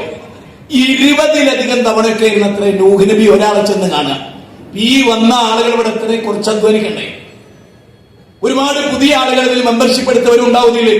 ഞാൻ ചോദിക്കുന്നത്, നൂഹ് നബി അലൈഹി സ്വലാത്തു വസ്സലാമിന്റെ ഒരു പ്രത്യേകത ഞാൻ പറയാം. ഇവിടെയുള്ള നമ്മുടെ പ്രത്യേകത എന്താ? എല്ലാം കഴിഞ്ഞിട്ട് കുറച്ച് സമയം സംഘടനയ്ക്ക്, അങ്ങനല്ലേ? നൂഹ് നബി അങ്ങനല്ല, ഫുൾ ടൈം സംഘടനയ്ക്ക്, ഫുൾ ടൈം. ഒരു നബി പറയുന്നുണ്ട് ഖുർആൻ സൂറത്ത് ഹുദിൽ, കിന്റെ റബ്ബ് ഉപജീവനം തന്നിട്ടുണ്ട്, കൃഷി. നബിയുടെ പ്രത്യേകത കൃഷി ഉണ്ടായിരുന്നു, നാക്കാലി ഉണ്ടായിരുന്നു, അതിനൊക്കെ അദ്ദേഹത്തിന് വരുമാനം ഉണ്ടായിരുന്നു. എന്നിട്ട് അദ്ദേഹം ചോദിക്കുന്ന ഒരു ചോദ്യമുണ്ട്, എനിക്ക് എന്റെ റബ്ബ് മാന്യമായി ഉപജീവനം തന്നിരിക്കെ ഞാൻ പിന്നെ നിങ്ങളോട് കള്ളം പറഞ്ഞ് പൈസ ഉണ്ടാക്കേണ്ട കാര്യം എന്താ? യൗകുലുൻ അംവാലന്നാസ് ബിൽ ബാത്തിലിന്റെ ആവശ്യമില്ല എനിക്ക്. അതുകൊണ്ട് ഞാൻ നിങ്ങളെ അള്ളാന്റെ വജു ഉദ്ദേശിച്ച് ഇന്നീലക്കും നാസിഹുൻ അമീൻ, ഞാൻ നിങ്ങളിലേക്കുള്ള വിശ്വസ്തനായ ഗുണകാംക്ഷിയാണ്. ഞാൻ പറയുന്നത് നിങ്ങൾ കേട്ടോളി. നൂഹ് നബി അലൈഹി സ്വലാമിനെ പറ്റി പറയുന്നത് എന്തറിയോ? ഒരാൾക്ക് രാവിലെ 8 മണി, അതായത് നൂഹ് നബി ജീവിക്കുന്ന പരിസരത്ത് ഒരാൾക്ക് 8 മണിക്കാണ് പറ്റിയ. രാവിലെ 8 മണിക്കാണ് കുറച്ച് ഫ്രീയാ, 8:15 വരെ. നൂഹ് നബി ഷാർപ്പ് 8 മണിക്കാണ് വീട്ടിലെത്തിയിരിക്കും. തബരി പറയാണ് അവിടെ എത്തിയിരിക്കും. 8:30 ആകുമ്പോൾ അയാൾക്ക് പോകണം. 8:30 ആകുമ്പോഴേക്ക് അദ്ദേഹം 8:30 വേറൊരു സ്ഥലത്ത്, 8:30 അവിടെ കയറും. അപ്പൊ അയാൾക്ക് 9 മണിക്ക് പോകണം. 9 മണിക്ക് വേറൊരാളെ കിട്ടും, അവിടെ കയറും. അങ്ങനെ ലൈലം വനഹാറ. എന്നിട്ട് എന്തായിരുന്നു റിസൾട്ട്? ആ റിസൾട്ട് എങ്ങാണ് ഇപ്പൊ ഞാനാ പറയുന്നത് നിങ്ങൾ വിചാരിച്ചോളി, അല്ലെ ഇവിടെ നല്ല അറിയപ്പെട്ട ഒരു പ്രാസംഗികനെ വിചാരിച്ചോളൂ, ഹുസൈൻ സൽവിയെ ഫൈസൽ മൗലവിയെ വിചാരിച്ചോളൂ, താജു എന്ന് വിചാരിച്ചോളൂ. താജു പറയുന്നത് ഞാൻ ഇങ്ങനെ പ്രസംഗിച്ച് രാവും പകലും, പക്ഷെ ആളുകൾ ഓടിപ്പോവുകയാണ്. നമ്മൾ എന്താ പറയാ, അത് എന്റെ കയ്യിലിരിപ്പുണ്ടാണ്, അനുഭവ ഗുരു. അതുകൊണ്ടാണ്. നേരെ മറിച്ച് നൂഹ് നബി പറയാ, റബ്ബേ ഞാൻ ഇങ്ങനൊക്കെ ക്ഷണിച്ചു റബ്ബേ നിന്നിലേക്ക്. എന്തിന്? നീ അവർക്ക് പുറത്തു കൊടുക്കുന്നതിന് വേണ്ടി, നിന്റെ വഹദാനിയത്തിലേക്ക് ഞാൻ അവരെ ക്ഷണിച്ചു. പക്ഷെ ഫലം യസിദും ദുആഇ ഇല്ലാ ഫിറാറാ, എന്റെ വിളി അവരുടെ ഓടിപ്പോക്ക് വർദ്ധിപ്പിച്ചതല്ലാതെ മറ്റൊന്നുമില്ല. ശരി, അങ്ങനെ ഓടിപ്പോക്ക് വർദ്ധിച്ചപ്പോഴും അദ്ദേഹം എന്താ ചെയ്ത്? കർമ്മപദത്തിൽ മുന്നോട്ട്. നിരാശപ്പെട്ടോ? അല്ല. ഏറ്റവും നിരാശ അദ്ദേഹത്തിന് തോന്നിയെന്ന് തഫ്സീറിൽ എവിടെയുള്ളത് അറിയോ? ഒരു നിലക്കും മഴയില്ലാത്ത, കാർമേഘമില്ലാത്ത, ചുട്ടുപൊള്ളുന്ന ചൂടുള്ള ദിവസം അള്ളാഹ് കപ്പലുണ്ടാക്കാൻ പറഞ്ഞപ്പോ ചിന്തിക്കണേ. അന്ന് കപ്പലുണ്ടാക്കാൻ വന്ന ദിവസം പരിഹാസം കൊണ്ടങ്ങോട്ട് പൊതിഞ്ഞ് ഓരോരുത്തരും അദ്ദേഹം ഇരുന്നിട്ട് കപ്പൽ പൊടി ഇങ്ങനെ എടുത്തുകൊണ്ടിരിക്കുമ്പോ ആളുകൾ വന്നിട്ട് പൊട്ടൻ എന്തെല്ലാം പറയാമോ അതൊക്കെ പറഞ്ഞു. പരിഹാസത്തിന്റെ, അപഹാസത്തിന്റെ എന്തൊക്കെ ഉണ്ടോ അതൊക്കെ ട്രോളി, എല്ലാം ട്രോളി. പക്ഷേ നൂഹ് നബി ഉറച്ചു നിന്നു. ജലപ്രളയമുണ്ടായി. ജൂതി പർവ്വതത്തിൽ കൊണ്ടുപോയി അള്ളാഹ് അദ്ദേഹത്തെ രക്ഷപ്പെടുത്തി. ആ സമയത്ത് പോലും അദ്ദേഹത്തിന്റെ പണി എന്താ പറയുന്നത്? കപ്പലിൽ കയറി നിന്നിട്ട് ദൂരെ നോക്കുമ്പോൾ മകൻ വെള്ളത്തിൽ ഇങ്ങനെ, ഒരു പിതാവിനെ നമ്മൾ കാണുക, മനസ്സിൽ ഓർക്കുക.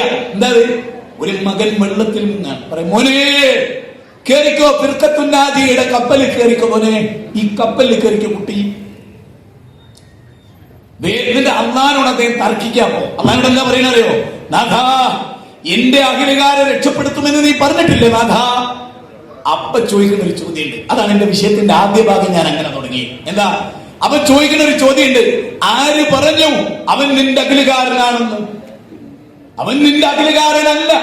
കാരണം രക്തബന്ധമാണ് കുടുംബ ബന്ധത്തെക്കാൾ പവിത്രമായി ഇസ്ലാം കാണുന്നത്. അതുകൊണ്ട് തന്നെ രക്തബന്ധത്തെക്കാൾ പവിത്രമായ ആദർശ അഖിൽ എന്ന് പറയുന്ന, നമ്മൾ സാധാരണ പറയുന്ന ആദർശ കുടുംബം, ആ ആദർശ കുടുംബത്തിലെ മെമ്പറേ അല്ലവൻ. നിനക്കറിവില്ലാത്തത് നീ എന്നോട് തേടരുത്. എന്നിട്ട് മകന് വേണ്ടി തേടി റബ്ബിനോട് പൊറുക്കലിനെ തേടുന്ന, കരയുന്ന ആ നൂഹ് നബിയിൽ നമ്മൾ കാണുന്നത് എന്താ? മരിക്കുന്നവരെ നിരാശയില്ലാതെ. ശരിക്കും യൂനുസ് നബി പാതി വഴിയിൽ നിരാശയോടെ പോയി. ശക്തമായി റബ്ബ് പരീക്ഷിച്ചു. എന്നിട്ട് യൂനുസ് നബി പറയുന്നത് എന്താ? പടച്ചോനെ ഇടക്കിന്റെ വഴി ഒന്ന് തെറ്റിപ്പോയി. ഞാൻ നിങ്ങോട്ട് എന്റെ സുഹൃത്തിന്റെ കൂടെ വരുമ്പോ ആ സുഹൃത്ത് പറഞ്ഞൊരു വേദന, അതൊരു പൊതുവേദനയായതുകൊണ്ട് ഞാൻ സ്ത്രീകളോട് പറയേ, എല്ലാരും അറിയേണ്ട വേദനകളിൽ ഒന്ന് തന്നെയാണ്. അതെന്താ? നമുക്ക് ഇബ്രാഹിം നബിയുടെ ഭാര്യ ഹാജരാക്കാൻ കഴിയുന്നില്ല. നിങ്ങളൊക്കെ വന്നത് രീതിയിൽ ഇഷ്ടപ്പെട്ടിട്ടാ. പക്ഷെ നിങ്ങളെ ഭർത്താവ് രാത്രി 1 മണി വരെ മീറ്റിങ്ങിന് പോയാൽ തീർച്ചയായിട്ടും അന്ന് കിടപ്പറ വിലക്കുന്ന പെണ്ണുങ്ങൾ ഈ കൂട്ടത്തിലുണ്ടാവും. പോയത് എന്നിട്ടാ കണ്ടുപിടിക്കാനാ? അല്ല. കഞ്ചാവ് പിടിക്കാനാ? അല്ല. പെണ്ണ് പിടിക്കാനാ? അല്ല. പിന്നെ എങ്ങോട്ടാ പോയത്? ദീന് എങ്ങനെയാണ് തിരുവനന്തപുരത്ത് നടപ്പാക്കേണ്ടത്, എന്തൊക്കെ പദ്ധതികളാണ് എന്നതിന് മീറ്റിംഗ് കൂടാൻ പോയത് ആ ഭർത്താവ്. ഭർത്താവിനോട് മിണ്ടുന്നില്ല, സലാം പറയുന്നില്ല, യാതൊരു കാര്യവുമില്ല. അല്ലേ? നിങ്ങൾ ആലോചിച്ച് നോക്കാൻ വേണ്ടി പറയാൻ. അവിടെ ഭാര്യ എന്ത് ചെയ്യുന്നു? പിണങ്ങുന്നു. എന്തിനെ ഭാര്യ പിണങ്ങിയത്? അള്ളാഹ് വിട്ട കർമ്മ പദ്ധതി അനുസരിച്ച് എന്റെ ഭർത്താവ് പ്രവർത്തിച്ചു. അതുകൊണ്ട് തന്നെ ഞാൻ പറയുമ്പോൾ ഒന്നും വിചാരിക്കരുത്. യാ അയ്യുഹല്ലദീന ആമനൂ ഇന്ന മിൻ അസ്വാജികും വഔലാദികും അദുവ്വല്ലകും. അന്റെ കെട്ടിയോള് എനിക്ക് ശത്രുവാണ്, അന്റെ മക്കള് എനിക്ക് ശത്രുവാണ്. സൂക്ഷിച്ചോ, ശ്രദ്ധിച്ചോ. പക്ഷേ അതിന്റെ പേരിൽ അവരെ ഒഴിവാക്കണ്ട, അവരോട് ചാടിക്കളിക്കണ്ട, പുറത്തു കൊടുക്ക്, വിട്ടുവീഴ്ച ചെയ്യേ, മാപ്പാക്ക്. 64 അധ്യായം 14-15 വാചകങ്ങൾ വ്യക്തമാണ്. ഈ ഇബ്രാഹിം നബിന്റെ ഭാര്യ ചോദിക്കുന്ന ഒരു ചോദ്യമുണ്ട്. എപ്പോ പിഞ്ചു പൈതലായ ഇസ്മായിലിനെയും ഒറ്റക്കൊരു സ്ത്രീയെയും വിജനമായ മരുഭൂമിയിൽ ജനവാസമില്ലാത്ത, ജലസ്രോതസ്സില്ലാത്ത, ചീവീടുകളുടെ ശബ്ദം മാത്രം കേൾക്കുന്ന, എന്തെങ്കിലും അപകടമുണ്ടായാൽ രക്ഷപ്പെടുത്താൻ ഒരാൾ പോലും ഇല്ലാത്ത മരുഭൂമിയിൽ ഉപേക്ഷിച്ച് അള്ളാന്റെ കൽപ്പന ഉൾക്കൊണ്ട് ഇബ്രാഹിം നബി തിരിച്ചു നടക്കുക. ഗദ്ഗദകണ്ഠനായി, തൊണ്ടയിടറി, കണ്ണിൽ നിന്ന് കണ്ണുനീര് ചാലട്ടൊഴുകി, തിരിഞ്ഞു നോക്കാതെ നടക്കുമ്പോ ഇബ്രാഹിം ചോദിക്കാൻ, അല്ലാഹു അമറക യാ ഇബ്രാഹിം, അല്ലയോ ഇബ്രാഹിം, അല്ല പറഞ്ഞിട്ടാണോ? തിരിഞ്ഞു നിന്ന് അദ്ദേഹം പറഞ്ഞു, അതെ അല്ല പറഞ്ഞിട്ടാണ്. ഇനി നമ്മൾ ചിന്തിക്കുക, ഇബ്രാഹിം നബി ആരാണെന്നാണ് നമ്മളിവിടെ കാണുന്നത്. ഇനി ഇത് കേട്ട ഹാജറ ബീവിയോ പിന്നെ പറയുന്നത് സാരല്ല, ഇനി നിങ്ങൾ പോയിക്കോളി, നിങ്ങൾ അള്ളാന്റെ മാർഗത്തിലല്ലേ, എങ്കിൽ അള്ള ഞങ്ങളെ നോക്കിക്കോളും. അങ്ങനെ നിങ്ങൾക്ക് തോന്നിയിട്ടുണ്ടോ? വീട്ടിലൊറ്റൊക്കെ ഉള്ളു, ശരിയാ, ചെറിയ മോളുണ്ട്, പനിയാ, നമ്മളൊക്കെ അനുഭവിക്കുന്ന അതാണ് പറയാട്ടോ, പുറത്തുനിന്ന് ആരുടെ എടുത്ത് പറയല്ല. പനിയാണ്, രാത്രി ഒരുപാട് ലേറ്റ് ആയിട്ടാ വന്നത്. നിങ്ങളെന്നും ഇങ്ങനെയാ, നിങ്ങളെ കൂടെ ജീവിച്ചിട്ടൊരു സുഖം കിട്ടിയില്ല. ഇബ്രാഹിം നബിന്റെ കൂടെ ജീവിച്ചിട്ട് ഹാജറാബിക്ക് മുന്തിയ സുഖം കിട്ടി. പക്ഷേ സ്വർഗത്തിന് വേണ്ടി സഹിച്ചു. അതിന്റെ പേരാ സഹനത്തിന്റെ പേരാ ഇസ്ലാം. അതുകൊണ്ടാണല്ലോ നിങ്ങളൊരാളെ കാര്യാലോചിച്ച് ഖുർആൻ പറയട്ടെ, സൂറത്ത് റഅദ് 30 വരെയാണ്. സൂറത്ത് റഅദ് 13-ാം 21 എങ്ങനെ അറിയോ? ഭാര്യന്റെ കൈ പിടിച്ചിട്ടുണ്ട്, മകന്റെ കൈ ഉപ്പയും പിടിച്ചിട്ടുണ്ട്, ഉമ്മയും പിടിച്ചിട്ടുണ്ട്, പേരെ കുട്ടികളുണ്ട്, മക്കളുണ്ട്, ഭാര്യയും മക്കളുണ്ട്. എന്നിട്ട് സ്വലഹം മിൻ ആബാഇഹിം വഅസ്വാജിഹിം വദുർരിയ്യാതിഹിം വമലായികതു യദ്ഖുലൂന അലൈഹാ മിൻ കുല്ലി ബാബ്. സ്വർഗത്തിന്റെ 8 വാതിലുകളിൽ നിന്ന് ഷോപ്പിംഗ് മാളിലേക്ക്, ലുലു മാളിലേക്ക് കേറി പോകുന്ന പോലെ സ്വർഗത്തിലേക്ക് കയറുമ്പോ മലക്കുകൾ പറയുന്നത് സലാമുൻ അലൈക്കും ബിമാ സബർതും. ഭാര്യ ഒരുപാട് പ്രശ്നങ്ങൾ ഉണ്ടാക്കിയപ്പോ ക്ഷമയായിരുന്നു നിങ്ങളുടെ മാനദണ്ഡം. തിരിച്ചും നിങ്ങളിൽ നിന്ന് അവൾക്ക് പ്രയാസം ഉണ്ടായപ്പോ അവളുടെയും ആയുധം ക്ഷമയായിരുന്നു. 2 കൂട്ടർക്കും അതിൻ്റെതായ ഗുണമുണ്ട്. ഏറ്റക്കുറവ് ചെറുതൊക്കെ ഉണ്ടെങ്കിലും ഒന്നിച്ച് കയറിക്കൊള്ളി സ്വർഗത്തിലേ. കിട്ടുമോ നമുക്ക്?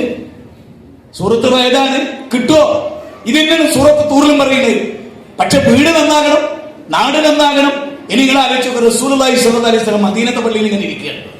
കർമ്മപദം എന്ന വിഷയത്തിൽ ഫോക്കസ് ചെയ്തേം പറയാണ്. പള്ളിയിൽ ഇങ്ങനെ ഇരിക്കുമ്പോൾ നബി പെട്ടെന്ന് ചാടി എണീറ്റു. സ്വഹാബത്ത് ചോദിച്ചു, എങ്ങട്ടാ? ഒന്നുമില്ല, കുറച്ച് കൂടുതൽ പള്ളിയിൽ ഇരുന്നോന്നൊരു സംശയം. ഭാര്യക്ക് എന്തെങ്കിലും ആവശ്യം ഉണ്ടെങ്കിലോ നോക്കണേ മുത്ത് നബി. എന്നിട്ട് നബി ആയിഷ ബീവിയുടെ അടുത്ത് പോകും, അവിടെ ആവശ്യങ്ങളൊക്കെ നിർവഹിക്കും, മാവ് വഹിച്ചു കൊടുക്കും, വെള്ളം കൊണ്ട് കൊടുക്കും.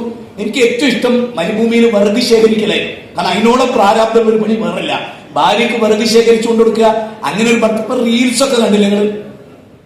ഈ റീൽസ് ഒക്കെ കണ്ടില്ലേ? ആ റീൽസ് ഒക്കെ കാണുമ്പോൾ നമ്മൾ വിചാരിക്കും ഇങ്ങനെ ഒരു ഭർത്താവിന്, ഇങ്ങനെ ഒരു ഭാര്യന്. അത് അഭിനയമാണ്. ഒരു പോലും അങ്ങനെ അല്ല. ഓർക്കും അറിയാം, എന്തൊക്കെ അറിയാം, കാണും നമുക്കും അറിയാം. റീല് ചെയ്തിപ്പുറത്ത് ഇങ്ങോട്ട് വന്നിട്ട് പൊരിഞ്ഞതല്ല. ഇതെല്ലാം എല്ലാവർക്കും അറിയാവുന്ന കാര്യം. ഇവിടെ അതല്ല. നബിസ്വല്ലല്ലാഹു ഭാര്യക്ക് ഇങ്ങനെ നോക്കണേ, മാവ് കഴിച്ചുകൊണ്ടിരിക്കുന്ന ഒരു സംഘം ആളുകൾ വീട്ടിന്റെ പുറത്തുനിന്ന് പിടിക്കുന്നു. അപ്പൊ ഉടനെ തന്നെ വേണ്ടി 2 കൈകൾ ഇങ്ങനെ മുട്ടി ആ പൊടിയൊക്കെ ആ പാത്രത്തിലേക്ക് ഇങ്ങനെ ഇട്ട്, അവിടെ തോൽപാത്രത്തിൽ വെള്ളം വെച്ചിട്ടുണ്ട്. അപ്പൊ വെള്ളത്തിൽ നമ്മളെ മുഖം കാണാം. അപ്പൊ ആ വെള്ളത്തിൽ ഇങ്ങനെ നോക്കി നബി മുടി വാർന്നിച്ചപ്പോ ആയിഷ ബീവി ചോദിക്കും, നിങ്ങൾ ചെത്തി പൊളിക്കുകയാണോ, നിങ്ങൾ സ്റ്റൈലാക്കുകയാണോ? അവർ, ആയിഷ, എനിക്ക് നിന്നോടുള്ള ബാധ്യത പോലെ തന്നെ സമൂഹത്തോട് ബാധ്യതയുണ്ട്. അവരെ കാണാൻ പോകുമ്പോൾ ഞാൻ എങ്ങനെ പോരുത്? കിച്ചണിൽ പണിയെടുക്കുന്നവനായിട്ടല്ല പോകുന്നത്, ഞാൻ അവരുടെ നേതാവായിട്ടാണ് പോകുന്നത്. നോക്കണം, ഒരേ സമയത്ത് വീട്ടിലും നാട്ടിലും പള്ളിയിലും റസൂൽ പറയുമായിരുന്നു, എനിക്ക് പള്ളിയിൽ ഇരിക്കുമ്പോൾ എന്റെ കുടുംബവുമായി ബന്ധം കുറഞ്ഞു തോന്നിയാൽ ഞാൻ പള്ളിയിലോ വീട്ടിലോട്ട് വരും. വീട്ടിലിരിക്കുമ്പോൾ പള്ളിയുമായി ബന്ധം കുറഞ്ഞു വരാൻ പള്ളിയിൽ വരും. പള്ളിയിൽ ഞാൻ മാർക്കറ്റിലെത്തും, ജനങ്ങളുടെ പ്രശ്നങ്ങളിൽ ഇടപെടും. കർമ്മ നൈരന്ത്യമായിരുന്നു റസൂലിന്റെ ജീവിതം. ഓരോ പ്രഭാതത്തിലും നോക്കൂ, ആദമിന്റെ പുത്ര, ഞാൻ ഇന്നൊരു പുതിയ ദിവസമാണ്, നീ എന്നെ മാക്സിമം ഉപയോഗപ്പെടുത്തണം. കാരണം എനിക്കൊരു റിട്ടേൺ ഇല്ല. ഹദീസ്, എനിക്കൊരു റിട്ടേൺ ഇല്ല. ഇന്ന് രാവിലെയും നമ്മളോടത് പറഞ്ഞിട്ടുണ്ട്. ഞാൻ ഇന്ന് ട്രെയിനിൽ സുബൈസ്കാരത്തിന് വേണ്ടി എല്ലാവരും വെച്ച് എഴുന്നേറ്റല്ലോ. എഴുന്നേറ്റപ്പോ എനിക്ക് ആദ്യം ഓർമ്മ വന്ന ഈ ഹദീസാണ്. കാരണം എന്റെ വിഷയം തന്നെ അതാണ്. ഞാൻ എന്തിനാ ട്രെയിനിൽ കയറി? ഇങ്ങനെ ഒരു കാര്യത്തിനാണ്. ഇനി ഇവിടുന്ന് ട്രെയിനിൽ കയറുന്നത് എങ്ങോട്ടാണ്? നാളെ ഗൂഡല്ലൂരേക്കാണ്. ഇതിനിടയിൽ കുടുംബല്ലേ ഉണ്ട്, വിളിയില്ലേ ഉണ്ട്, ബന്ധല്ലേ ഉണ്ട്, ചെയ്തു കൊടുക്കല്ലേ ഉണ്ട്. എന്താ കാരണം? അള്ള പറഞ്ഞു അതൊക്കെ വേണം, അതെല്ലാം വേണം.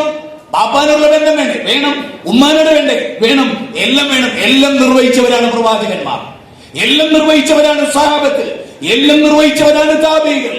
അല്ലെ അബ്ദുല്ലാഹി മുബാറക് രാത്രി ഉമ്മ പറയണ മോനെ കാല് വേദന എന്ന്. മഹാപണ്ഡിതനാ, ആഴമേറിയ കിതാബ് അറിയുന്ന ആളാ. ഉമ്മ ഞാൻ പണ്ഡിതൻ, എനിക്ക് പഠിക്കാണ്ട്.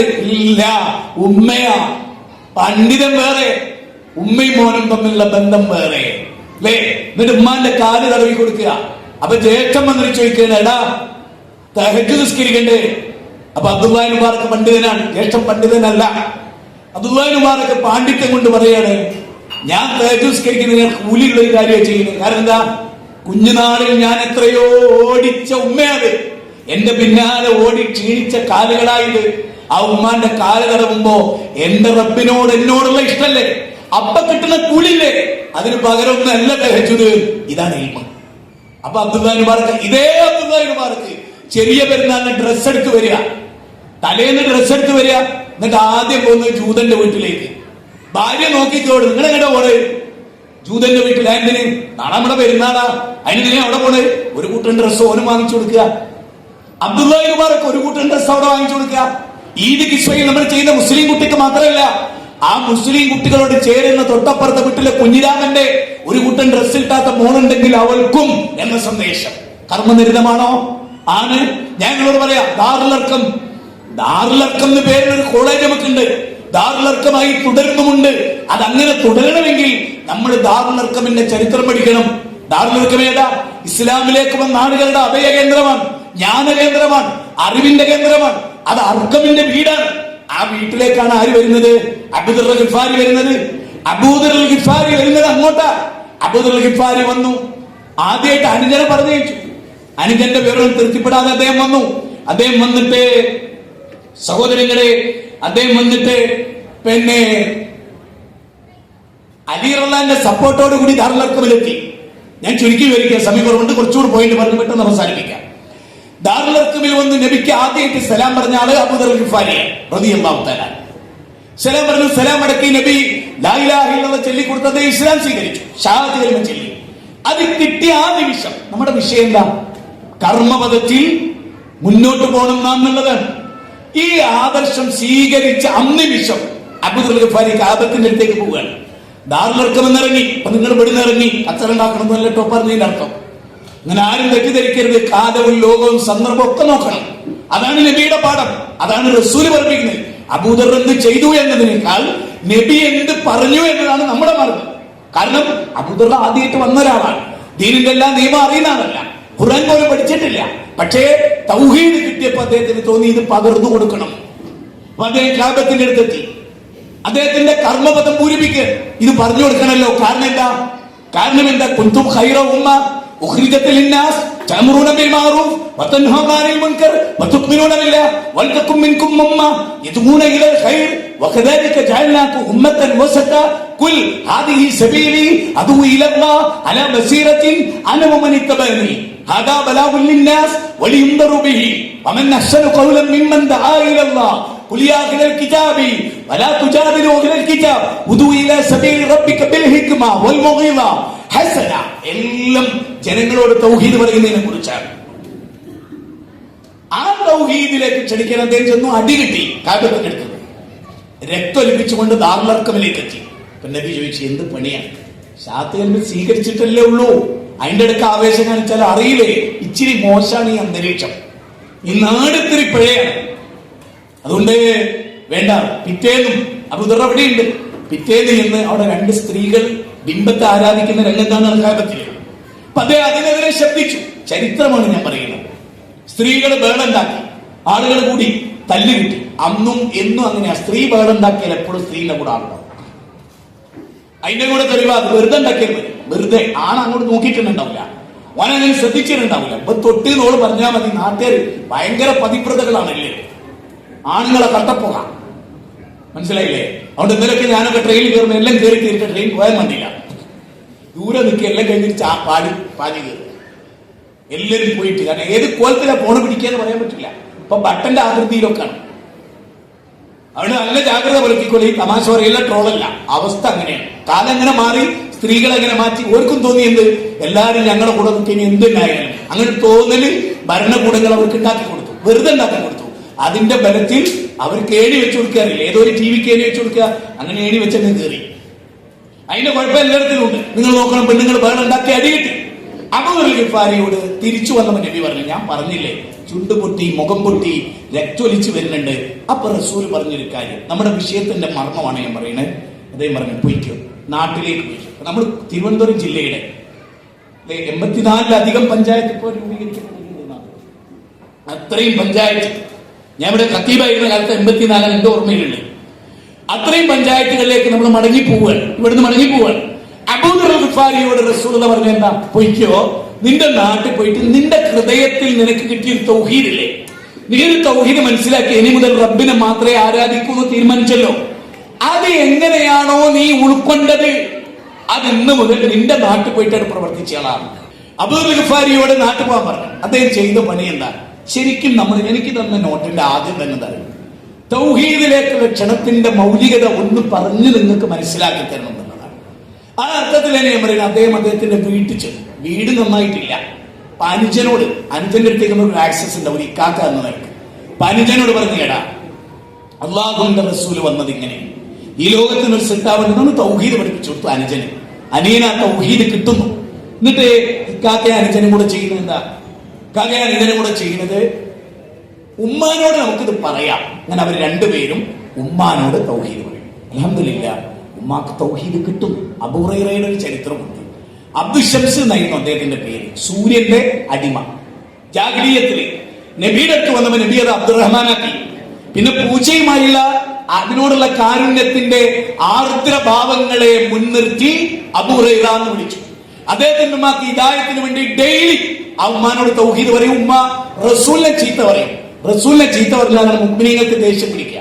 അത് എന്നും അങ്ങനെയായിരുന്നു. ഇന്നത്തെ യുക്തിവാദികൾക്ക് അന്നത്തെ അബൂ ഹുറൈറയുടെ ഉമ്മയും ഇതേ യുക്തിവാദം ഉപയോഗിച്ച ആളായിരുന്നു. പക്ഷേ റസൂൽ സല്ലല്ലാഹു അലൈഹി വസല്ലം അവർക്ക് വേണ്ടി ദുആ ചെയ്തു. അബൂ ഹുറൈറ നിരന്തരം ദേവത്തെടുത്തി ആ ഉമ്മാക്ക് ഹിദായത്ത്. അപ്പൊ അബൂ ഗിഫാരി, അദ്ദേഹത്തിന്റെ ഉമ്മ, അദ്ദേഹത്തിന്റെ അനുജൻ, ഈ 3 പേരും അവിടെയുള്ള സകല വീട്ടിലും കയറി ഇറങ്ങി. നമ്മളാരും അധികം ചെയ്തിട്ടില്ല. സകല വീട്ടിലും കയറി ഇറങ്ങി ദേവത്തെടുത്തു. അബൂ ഗിഫാരിയുടെ ചരിത്രം അതാണ്. നിങ്ങൾ നോക്കൂ, ബിസ്ബർ ഉഹദിൽ കൊല്ലപ്പെടുന്നു. 72 പേരാണ് അദ്ദേഹത്തിന്റെ ഇസ്ലാമിക ദേവത്തിലൂടെ ഗോത്രത്തിന്റെ 3 നായകന്മാർ. അവരെ ചുറ്റിപ്പറ്റിയുള്ള 72 പേർ മഹാനായ മിസ്ബർലാന്റെ ഈ മിസ്ബർ റളിയല്ലാഹു തആല അൻഹു ദേവത്തെടുത്തിട്ട് മാറിയ ഒരാളായിരുന്നു സഅദ് ബിൻ മുആദ. ഈ സഅദ് ബിൻ മുആദ 30ാമത്തെ വയസ്സിൽ ഇസ്ലാം സ്വീകരിച്ചാണ്. 35ാമത്തെ വയസ്സിലാണ് അദ്ദേഹം വഫാത്താണ്. 5 കൊല്ലം ഇസ്ലാമിൽ അള്ളാഹുവിന്റെ അർശ് കിലുങ്ങിപ്പോയി. ഞാൻ ഇവിടെ ഇരിക്കുന്ന യുവതി യുവാക്കളോട് പറയാണ്, എന്തുകൊണ്ടാണ് ആ സഅദ് ബിൻ ഉബാദയുടെ മരണം കൊണ്ട് അർശ് കിലുങ്ങിപ്പോയത്?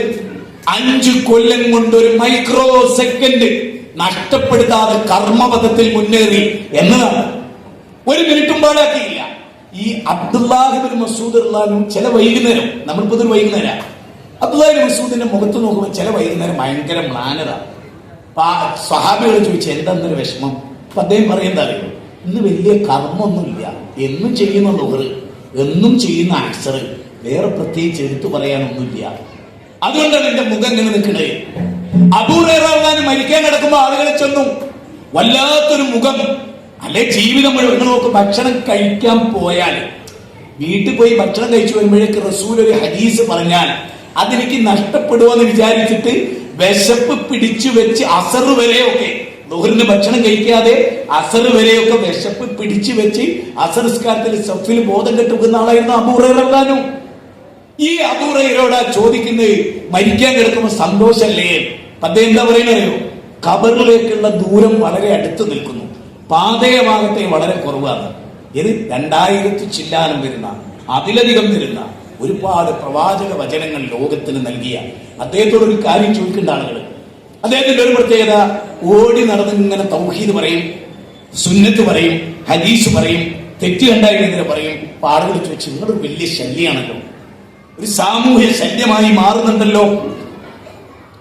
അപ്പൊ അദ്ദേഹം പറഞ്ഞ ഒരു വാചകം, ഖുർആനിലെ 2 വാചകം എടുത്ത് ഉദ്ധരിച്ചു. ശരിക്കും നമുക്ക് ചിന്തിക്കേണ്ട ഒരു പോയിന്റാണ്. ഞാനിങ്ങനെ ഓടി കിടന്നതൊന്നും പറയുമായിരുന്നില്ല. എന്റെ കർമ്മം, ഞാൻ വീട്ടിലിരിക്കുകയായിരുന്നു, ഞാൻ നിസ്കരിച്ചു, വീട്ടിൽ പോയി ഭക്ഷണം കഴിച്ച് അവിടെ കിടന്നുറങ്ങിയായിരുന്നു. പക്ഷേ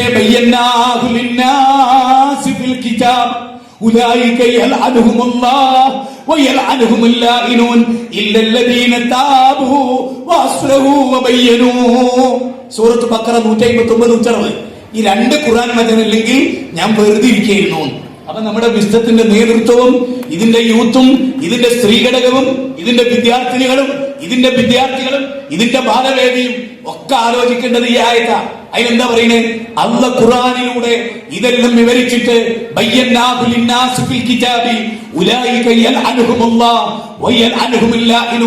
അല്ലാഹ് പറഞ്ഞ കാര്യം മൂടിയേക്കുക. നേരത്തെ നസീർ സാഹിബ് മാനമൈത്രി സമ്മേളനം പറഞ്ഞു. എന്റെ മനസ്സിൽ ലഡുപൊട്ടി. എന്താ ലഡുപൊട്ടി? വർത്താനത്തിന് കുഴപ്പമൊന്നുമില്ല, ഉണ്ടായാ മതി. കാരണം അതിൽ ലഡുപൊട്ടുന്ന ഒരു പരിപാടിയാണ്. കാരണം നാലാക്ക് അത് ഹിന്ദുവിനും മുസ്ലിമിനും ക്രിസ്ത്യാനിക്കും മനസ്സിലാക്കുന്ന വിധത്തിൽ പറഞ്ഞു കൊടുക്കാൻ ഒരു നാവന്ന തന്നില്ലേ. ഇത് കണ്ണടക്കും. ഞാനൊരു മരിച്ചു നേരില്ല. അപ്പോഴേ നിങ്ങൾ എന്ത് പറയുമോ, മൂപ്പർക്ക് നിർവഹിക്കാൻ പറ്റിയ ചില കാര്യങ്ങൾ ഉണ്ടായിരുന്നിട്ടോ എന്തോ കാരണം കൊണ്ട് നമ്മൾ വെറുതെ ഇങ്ങനെ പറഞ്ഞു അങ്ങനെ എനിക്കറിയപ്പോതിലാണ് അത് വരാതിരിക്കാൻ അള്ളാഹ് ഞങ്ങൾ ഇന്നാളെ കിട്ടി, ഞങ്ങളത് ഉപയോഗപ്പെടുത്തി. അങ്ങനെയാ എവിടെ അയിനാലി. അപ്പൊ ഉമർ ബിൻ ഖത്താബ് കാൽമുട്ട് കുത്തിവെച്ചിട്ട് ഈ നന്നെ പറ്റൂല ഉമറയെ. ആര്? അതേ അലിയാർ ഞങ്ങൾ എഴുന്നേറ്റ് നിന്നു കവിത ചെല്ലാൻ. അപ്പൊ റസൂൽ പറയാ, അലി നിന്നെ ഇതിന് പറ്റൂല. ആണോ? പറ്റുന്നതിന് പറ്റുന്നവരെ പറ്റിയടത്ത് പറ്റുന്ന വിധത്തിൽ ഉപയോഗിച്ചു ഇസ്ലാം. നമ്മൾ പലപ്പോഴും അത് മറന്നു പോകുന്നു. അതുകൊണ്ട് എല്ലാവരും ഞാൻ പറയാണ്, നിങ്ങളുടെ വീട് ഇപ്പൊ ഇന്നലെ കണ്ടോ, തളിപ്പറമ്പിൽ ഒരു വീട്ടിൽ പരിപാടി വെച്ചാ അത് വെച്ചറിന്റെ വന്നു. അതുകൊണ്ട് വിജയിച്ച് വമ്പിച്ച വലിയ 100 ഗ്രഹയോഗത്തിന് തുല്യപ്പോ ഇനി ഞങ്ങൾ അതിനുവേണ്ടി വലിയൊരു പബ്ലിക് പരിപാടി വെക്കണം എന്ന് പറഞ്ഞിട്ട് മീറ്റിംഗ് കഴിഞ്ഞിട്ടാ വരുന്നേ. ഞാൻ പറയണേ, നമ്മുടെ വീട്ടിന്റെ പരിസരത്തുള്ളവരെ വിളിക്കുക. ഇപ്പൊ കഴിഞ്ഞ ദിവസം നാട്ടിൽ ഒരു വീട്ടിൽ ഒരു 20ഓളം വീട്, അതിൽ 2-3 മുസ്ലിം വീടുകളാ. അവരെന്നോട് പറയാണ്, എനിക്ക് 70 വയസ്സായി. ഒരാൾ പറയാണ്, എനിക്ക് 70 വയസ്സായി, ഞാൻ ഈ വീട്ടിന്റെ മുറ്റത്താ ജീവിക്കുന്നത്. നിങ്ങളുടെ വിശ്വത്തിന്റെ ആളുകളല്ലേ, ഇത്രയും കാലമായിട്ട് ഇങ്ങനെ ഒരു മതം ഉണ്ട് എന്ന് ഞങ്ങളോട് വരാനും പറഞ്ഞില്ല എന്ന് പറഞ്ഞാൽ അതിന്റെ അർത്ഥം എന്താ അറിയോ? നമ്മളിതൊക്കെ നടത്തുന്നില്ല എന്നല്ല, പക്ഷെ എത്തേണ്ട അടിസ്ഥാന തലത്തിലേക്ക് ഇത് എത്തുന്നുണ്ടോ? അതിനാണെങ്കിൽ നമ്മൾ ഈ വിഷയം തിരഞ്ഞെടുത്ത് ഇതിന്റെ അവസാനം എനിക്ക് എന്ന നോട്ടിലുള്ള എന്താ അറിയാം. അതുകൊണ്ടാട്ടോ ഞാൻ പറയുന്നത്, എന്നോട് ദേഷ്യം തോന്നുന്നത് വിചാരിച്ചിട്ട്. അതായത് നിങ്ങൾ പിരിഞ്ഞു പോകുമ്പോൾ നിങ്ങൾക്ക് ഇന്ന് മുതൽ മരിക്കുന്നവരെ ഈ രംഗത്ത് ഫുൾ ചലനാത്മക ശക്തിയായി നിങ്ങൾ തുടരണം. അതുകൊണ്ടാണ് ഇത് പറയുന്നത്. അല്ലെ എനിക്ക് പറയേണ്ട കാര്യമല്ല. എനിക്ക് തന്ന നോട്ടിൽ നീതി പുലർത്തി സംസാരിച്ചുകൊണ്ട് ഞാനിത് പറയണം. നമ്മൾ അബൂദർ ഗഫാരിയെ പോലെയാകണം. എന്നിട്ട് എന്റെ അബൂദറിന്റെ റിസൾട്ട് അതുകൂടി അറിയണ്ടേ? അബൂദർ ഗഫാരി കാലചക്രം കറങ്ങി നബി മദീനയിൽ വന്നു, ഇസ്ലാമിക ഭരണകൂടമൊക്കെ ഉണ്ടായി. ഒരു വലിയ സഞ്ചയം കൊണ്ട് അബൂദർ ഗഫാരി ദൂരേന്ന് വരികയാണ്, മരുഭൂമിയാണ്, പൊട്ടു പോലെ ഇങ്ങനെ. നബി പറഞ്ഞ, ആരെങ്കിലും നമ്മൾ ആക്രമിക്കാനാണെങ്കിൽ ആയുധം എടുത്തോളി എന്നൊക്കെ പറഞ്ഞു. അങ്ങനെ ദൂരെ നിന്ന് അബൂദർ വന്ന് അടുത്തടുത്ത് വന്നപ്പോ നബി മനസ്സിലായി വരുന്ന ആളെന്നതാണ്. എന്നാണ് അബൂദർ ഗഫാരിയെ നബി സ്വീകരിച്ചു. ആരായത്, ഇതൊക്കെ ആരാണ് എന്ന് ചോദിച്ചപ്പോ അദ്ദേഹം പറഞ്ഞു, നബിയെ നിങ്ങൾ അന്ന് ഇത് നിങ്ങൾക്ക് എടുത്തു ഉദ്ധരിക്കാം. നിങ്ങൾ അന്ന് ഈ ഓഡിറ്റോറിയത്തിൽ ഇങ്ങനെ കൂടിയല്ലോ രാവിലെ മുതൽ വൈകുന്നേരം വരെ. ആ പ്രസംഗങ്ങളിൽ ഓരോന്നും കേട്ട് ഞങ്ങളുടെ നാട്ടിൽ പോയി ഇതാ പുതിയ 3 യൂണിറ്റ്, ഇതാ 30 ആള് പുതിയ ആള്. ഇത് പറയണമെങ്കിൽ അബൂദർ ഗഫാരിയെ പോലെ പ്രവർത്തിക്കണം. അബൂദർ ഗഫാരിയോട് ഉമ്മ സഹകരിച്ചു, അനുജൻ സഹകരിച്ചു, കുടുംബം സഹകരിച്ചു. നിങ്ങളും സഹകരിക്കണം, ഭാര്യ സഹകരിക്കണം, മക്കള് സഹകരിക്കണം. മക്കളൊരു വഴിക്ക്, ബാപ്പ വേറൊരു വഴിക്ക്, ഉമ്മ വേറൊരു വഴിക്ക്. രാവും പകലും ബാപ്പ ഓടുന്നുണ്ടാവും. മക്കളെ കുറിച്ച് ചിന്തിച്ച് മക്കള് നിസ്കരിച്ചോന്ന് പോലും ആ ബാപ്പ ചോദിച്ചിട്ടില്ല. അപകടമാണ് എപ്പോഴും ഫുൾ ടൈം. സ്വന്തവും കുടുംബവും. സൂറത്ത് തഹ്രീം 6-ാമത്തെ വചനം എപ്പോഴും ഉണ്ടാവണം. ഇബ്രാഹിം മാത്രമല്ല, യാക്കൂബ് നബിക്ക് മരണാസനായപ്പോ മക്കളൊക്കെ വിളിച്ചു വരുത്തി. മക്കളെ എപ്പോ മരിക്കാൻ പോവുകയാണ്? ഉപ്പാന്റെ കാലശേഷം നിങ്ങൾ ആരെ ആരാധിക്കും? ഒരു മുജാഹിദ് പ്രസ്ഥാനത്തിന്റെ ശ്രേഷ്ഠത അതാണ്. സൂറത്ത് ബഖറ 133. അബൂദർ ഗഫാരിയിലേക്ക് മടങ്ങുന്നു. അബൂദർ ഗഫാരിയോട് നബി പിന്നെ പറഞ്ഞ വാചകം എന്താ അറിയോ? ഈ ആളുകളെ മുഴുവൻ കൊണ്ടുവന്നിട്ട് അബൂദർ ഗഫാരി പറയാണ്, നിങ്ങൾ അന്ന് എന്നോട് പറഞ്ഞല്ലോ, ദാറുൽ അർഖമിൽ വെച്ച് പറഞ്ഞല്ലോ, ഈ ഓഡിറ്റോറിയത്തിൽ വെച്ച് ഇപ്പൊ പറയുന്നല്ലോ, ഇത് കേട്ടാ പിന്നെ ഇത് നടപ്പാക്കണല്ലോ. അങ്ങനെ ഞാൻ എന്റെ നാട്ടിൽ പോയി, എന്റെ ഉമ്മ മാറി, എന്റെ അനുജൻ മാറി, ഞങ്ങൾ എല്ലാ ഗോത്രത്തിലും കയറിയിറങ്ങി, എല്ലാവരോടും ഞങ്ങൾ പറഞ്ഞു. അള്ളാഹുവിന്റെ തൗഫീഖ് കൊണ്ട് അവരൊക്കെ ഹിദായത്തിലായി. ആ സംഘത്തെയുമായി ഞാൻ വന്നു. അബൂദുൽ ഗഫാരിയുടെ ഷോൾഡറിൽ കൈവച്ച് തട്ടിക്കൊണ്ട് പ്രവാചകൻ പറഞ്ഞു, ആകാശത്തിന്റെ ചുവട്ടിലെ ഏറ്റവും വലിയ ജിഹാദാണ് അബൂദറെ താങ്കൾ നിർവഹിച്ചത്. ഞാൻ ഒന്ന് ചോദിച്ചോട്ടെ, നമ്മുടെ ചുറ്റുവട്ടത്തെ അമുസ്ലിങ്ങൾ മരിക്കുമ്പോൾ നമുക്ക് ടെൻഷൻ ഉണ്ടാകാറുണ്ടോ? ഒരു RSS മരിച്ചു നമുക്ക് ടെൻഷൻ ഉണ്ടാകാറുണ്ടോ? ഒരു യുക്തിവാദി മരിക്കുമ്പോൾ നമുക്ക് ടെൻഷൻ ഉണ്ടാകാറുണ്ടോ? ഞാൻ നമ്മുടെ മുഹമ്മദ് ഖാൻ ഫ്രീ തിങ്കേഴ്സിന്റെ വീട്ടിൽ പോയി എന്നെ കണ്ട ഉടനെ തന്നെ ആ സാധ്യത പറയുന്നത് അതാ നേച്ചർ. ഇതാരാ വരുന്നത്? ആര് അല്ലല്ലാന്ന് പ്രസംഗിക്കുന്ന യുക്തിവാദി എന്നെ കണ്ട ഉടനെ ഇതാരാത് ബാലുശ്ശേരിയോ? ഫസ്റ്റ് തന്നെ ഞാൻ പറഞ്ഞതാ ഒറിജിനൽ ഫിത്രത്ത് പുറത്തു വന്നാണ് മുമ്പ്. എന്തിനാ പോയത്? ആരിഫിനൊക്കെ ഞാൻ പോയി കാണാൻ പോയത് എന്തിനാ? നമ്മുടെ സ്നേഹമാണ്. ആരും നരകാവകാശിയാവരുത്. ജൂതക്കുട്ടി മരിക്കാൻ നടക്കുന്ന നബി എന്തിനാ ഓടിയത്? മോനെ ലായിലായില്ല പറ. മൂത്താപ്പ മരിക്കാൻ ചുറ്റിലും ബൗദ്ധ വിശ്വാസികളാ. ചുറ്റിലും നമ്മുടെ തൊട്ടയൽപ്പക്കത്തിൽ ആൾ RSS മരിക്കാൻ നടക്കുമ്പോ ചുറ്റിലും RSS അടുത്ത് പോയിട്ട് ശാത്തിൽ വല്ലോ പറയോ പറയിപ്പിക്കോ? അപ്പം വിഷയം മാറി നമ്മൾ. അതുകൊണ്ട് പേടിയാ, മിണ്ടൂല. ഞാൻ നബീന്റെ മാതൃക അതല്ലേ ആണ്. അത് സ്വകാര്യമായിട്ട് ചോദിച്ചു. ആണ് നിങ്ങൾ പറയണൊക്കെ ശരിയാണ്, നിങ്ങൾ പറയണൊക്കെ സത്യമാണ്, പക്ഷെ ഇങ്ങനെ പറയണോ?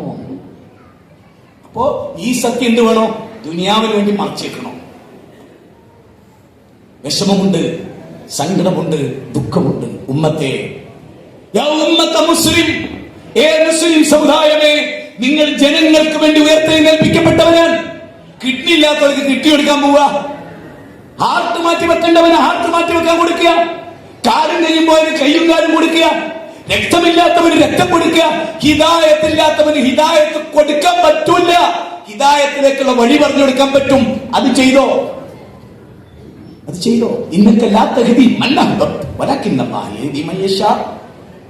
ഞാനൊരു സ്ത്രീകൾക്ക് വേണ്ടി ഒരു സ്ത്രീയുടെ കഥ പറയാന്ന് പറഞ്ഞിരുന്നു, മറന്നതല്ലോ.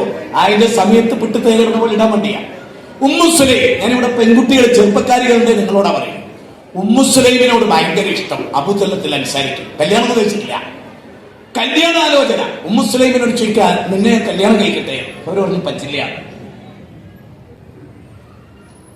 നേരത്തെ നിങ്ങളുടെ കയ്യിലൊക്കെ ഒരു സ്ലിപ്പ് തന്നല്ലോ, അതിൽ നിങ്ങളെ ഏറ്റവും നല്ലൊരു തുക നിങ്ങൾ എഴുതുക എല്ലാവരും.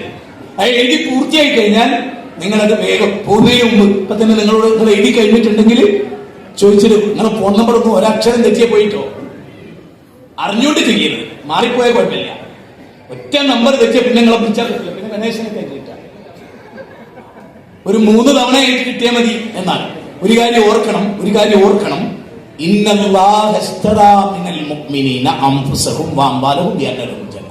ഒരു യുദ്ധത്തിനും നമുക്ക് ഏർപ്പെടേണ്ടി വന്നിട്ടില്ല. ബദറും ഉഹുദും ഖന്തക്കും ഹുനൈനും കയ്യും കാലും കരലും കണ്ണും ഒന്നും കൊടുക്കേണ്ടി വന്നിട്ടില്ല. കണ്ണ് ചൂഴ്ന്നെടുക്കപ്പെട്ടവർ, കാതറുക്കപ്പെട്ടവർ, കഴുത്തിനുള്ളിലൂടെ വാൾത്തലപ്പ് കുത്തിക്കയറ്റിയവർ, ഇതൊക്കെ ഉണ്ടായിരുന്നു സഹാബത്തിന്റെ കൂട്ടത്തിൽ. ഇത് നമ്മുടെ പോക്കറ്റിൽ നിന്ന് പൈസ എടുത്ത് 10 രൂപ കൊടുത്താൽ മതി. നമ്മുടെ സമ്പത്ത് കൊണ്ടുള്ള ഒരു പോരാട്ടത്തിലാണ് നമ്മുടെ ഇന്ത്യയിലൊക്കെ. ആണ് നമുക്കിവിടെ എന്ത് വേണേ പൈസ വേണം. ഒരാൾ പ്രസംഗിക്കാൻ പറ്റും. അറബ് രാജ്യങ്ങളിൽ അങ്ങനല്ല. അവിടുത്തെ പ്രബോധകർക്ക് ശമ്പളമാണ്, സർക്കാർ ശമ്പളമാണ്. നമുക്കതല്ല. നമ്മൾ തന്നെ എടുക്കണമല്ലോ. ഈ മൈക്ക് ശബ്ദിക്കണേ നമ്മൾ എടുക്കണം, ഈ ലൈറ്റ് വേണേ നമ്മൾ എടുക്കണം, ഈ റെക്കോർഡ് വേണേ നമ്മൾ എടുക്കണം. എന്തിനു നമ്മൾ ചെയ്യണം? എനിക്ക് തന്നെ പലപ്പോഴും നേതൃത്വത്തോടൊക്കെ, ജില്ലാ നേതൃത്വത്തോട് ഞാൻ ചോദിക്കുന്നത്, പ്രവർത്തന പദ്ധതികൾ ഒരുപാട് കൂടുതലാണ്. എന്നിട്ടും നമുക്ക് സ്വർഗത്ത് പോകാൻ പറ്റില്ലെങ്കിൽ ഞാൻ വേറൊരു കാര്യം പറയാം. തെറ്റിലേക്ക് പോകാതിരിക്കാൻ ഏറ്റവും വലിയ പ്രൊട്ടക്ഷനാ സംഘടന വേണ്ടാന്ന് പറഞ്ഞ് പോയവരൊക്കെ ഒറ്റക്കാ. 8 ആൾ ഒന്നിച്ചു, 8 ആൾ 8 സംഘടനയാ. മെഞ്ഞാമൊക്കെ പോയിട്ട് കേന്ദ്രം ചേരുകയും ചെയ്തു. നല്ലതന്നെ, അതൊന്നുമില്ല, ഞാൻ എതിർക്കില്ല. കാരണം ഓരോ ഒറ്റപ്പെട്ട് കേടുന്നതിനേക്കാൾ നല്ലത് ഏതെങ്കിലും ഒരു തൗഹീദി കൂട്ടായ്മയിൽ ചേക്കാറില്ല. കുറെ മനുഷ്യന്മാർക്ക് കിട്ടിക്കോളും. ഞാൻ അതല്ല പറയുന്നത്. ഈ സംഘടന ഇല്ലെങ്കിൽ ഉറപ്പിച്ചോളെ, സംഘടന ഇല്ലെങ്കിൽ, ആ സംഘടനാ പ്രവർത്തനമില്ലെങ്കിൽ നശിച്ചു പോകും. നമ്മൾ ഉറപ്പാണ്. നമ്മുടെ ചെറിയ കുട്ടികൾ മുതൽ മുതിർന്നവർ വരെ. ഇപ്പൊ ഇന്ന് എന്റെ ജില്ലയിൽ നടക്കുന്നത് എൻവിഷൻ എന്ന് പറയുന്ന കാഴ്ചയില്ലാത്ത ആളുകൾക്ക് ഉള്ളൊരു പ്രോഗ്രാമാണ്. എന്തെല്ലാം വെറൈറ്റീസുകൾ വിവിധ സ്റ്റേറ്റിലുള്ളവർക്ക് വരെ നമ്മൾ പ്രോഗ്രാമുകൾ വെക്കണം. എന്താ? ജനങ്ങൾക്കിടയിലേക്ക് നമ്മൾ കടന്നുകയാണ്.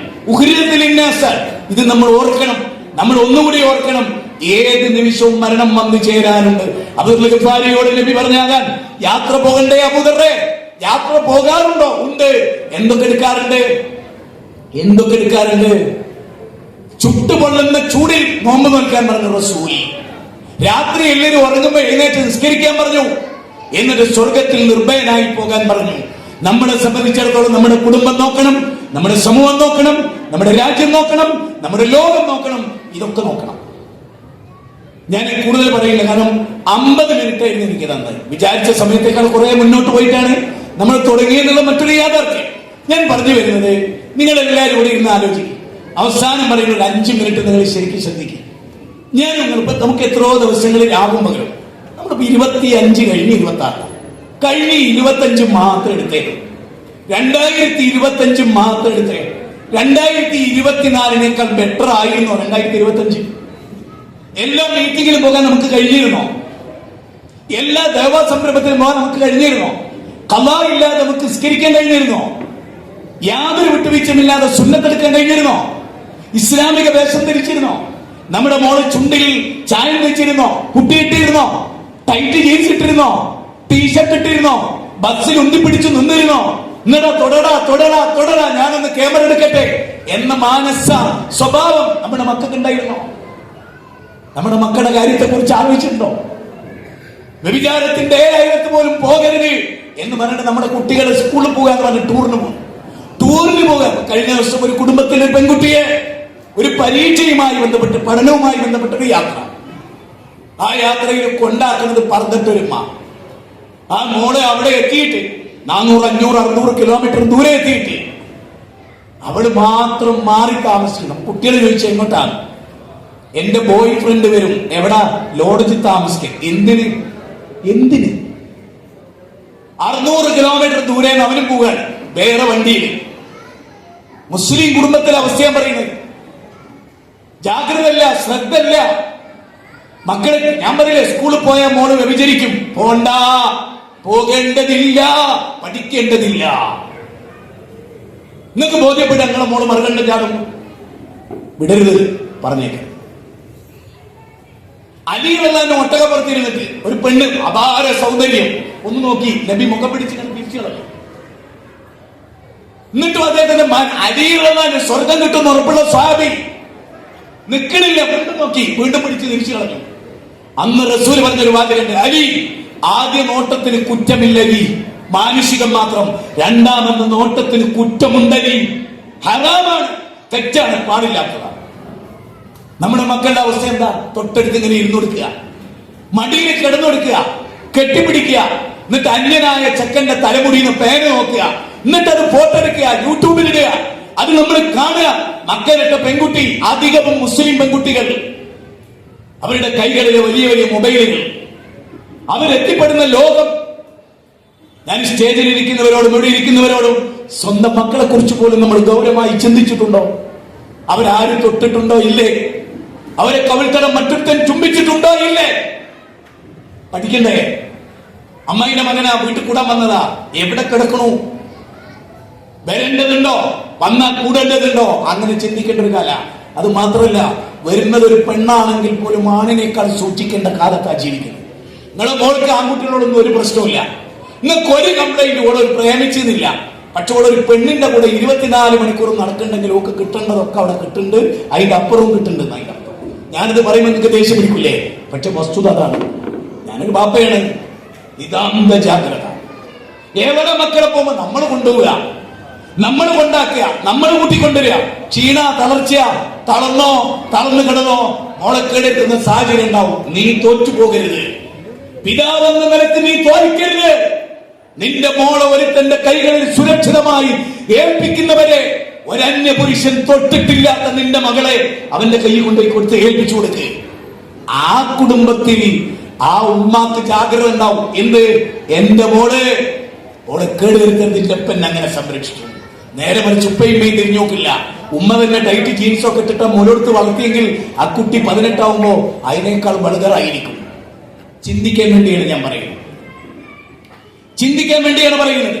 അതുകൊണ്ട് നമ്മുടെ സംഘടന ഒരുപാട് സെന്ററുകളെ കുറിച്ച് പറഞ്ഞു, സ്ഥാപനങ്ങളെ കുറിച്ച് പറഞ്ഞു, യൂത്തിന്റെ പ്രവർത്തനങ്ങളെ കുറിച്ച് പറഞ്ഞു, വിദ്യാർത്ഥി സംഘടന പ്രവർത്തനത്തെ കുറിച്ച് ഇവിടെ വിവരിച്ചു. അതിനുവേണ്ടി തന്നെ നല്ലൊരു സമയം നമ്മൾ എടുത്തു. കാരണം ഈ ക്യാമ്പിൽ നിന്ന് നാം ഉൾക്കൊള്ളേണ്ട പ്രചോദനം എന്താകണം?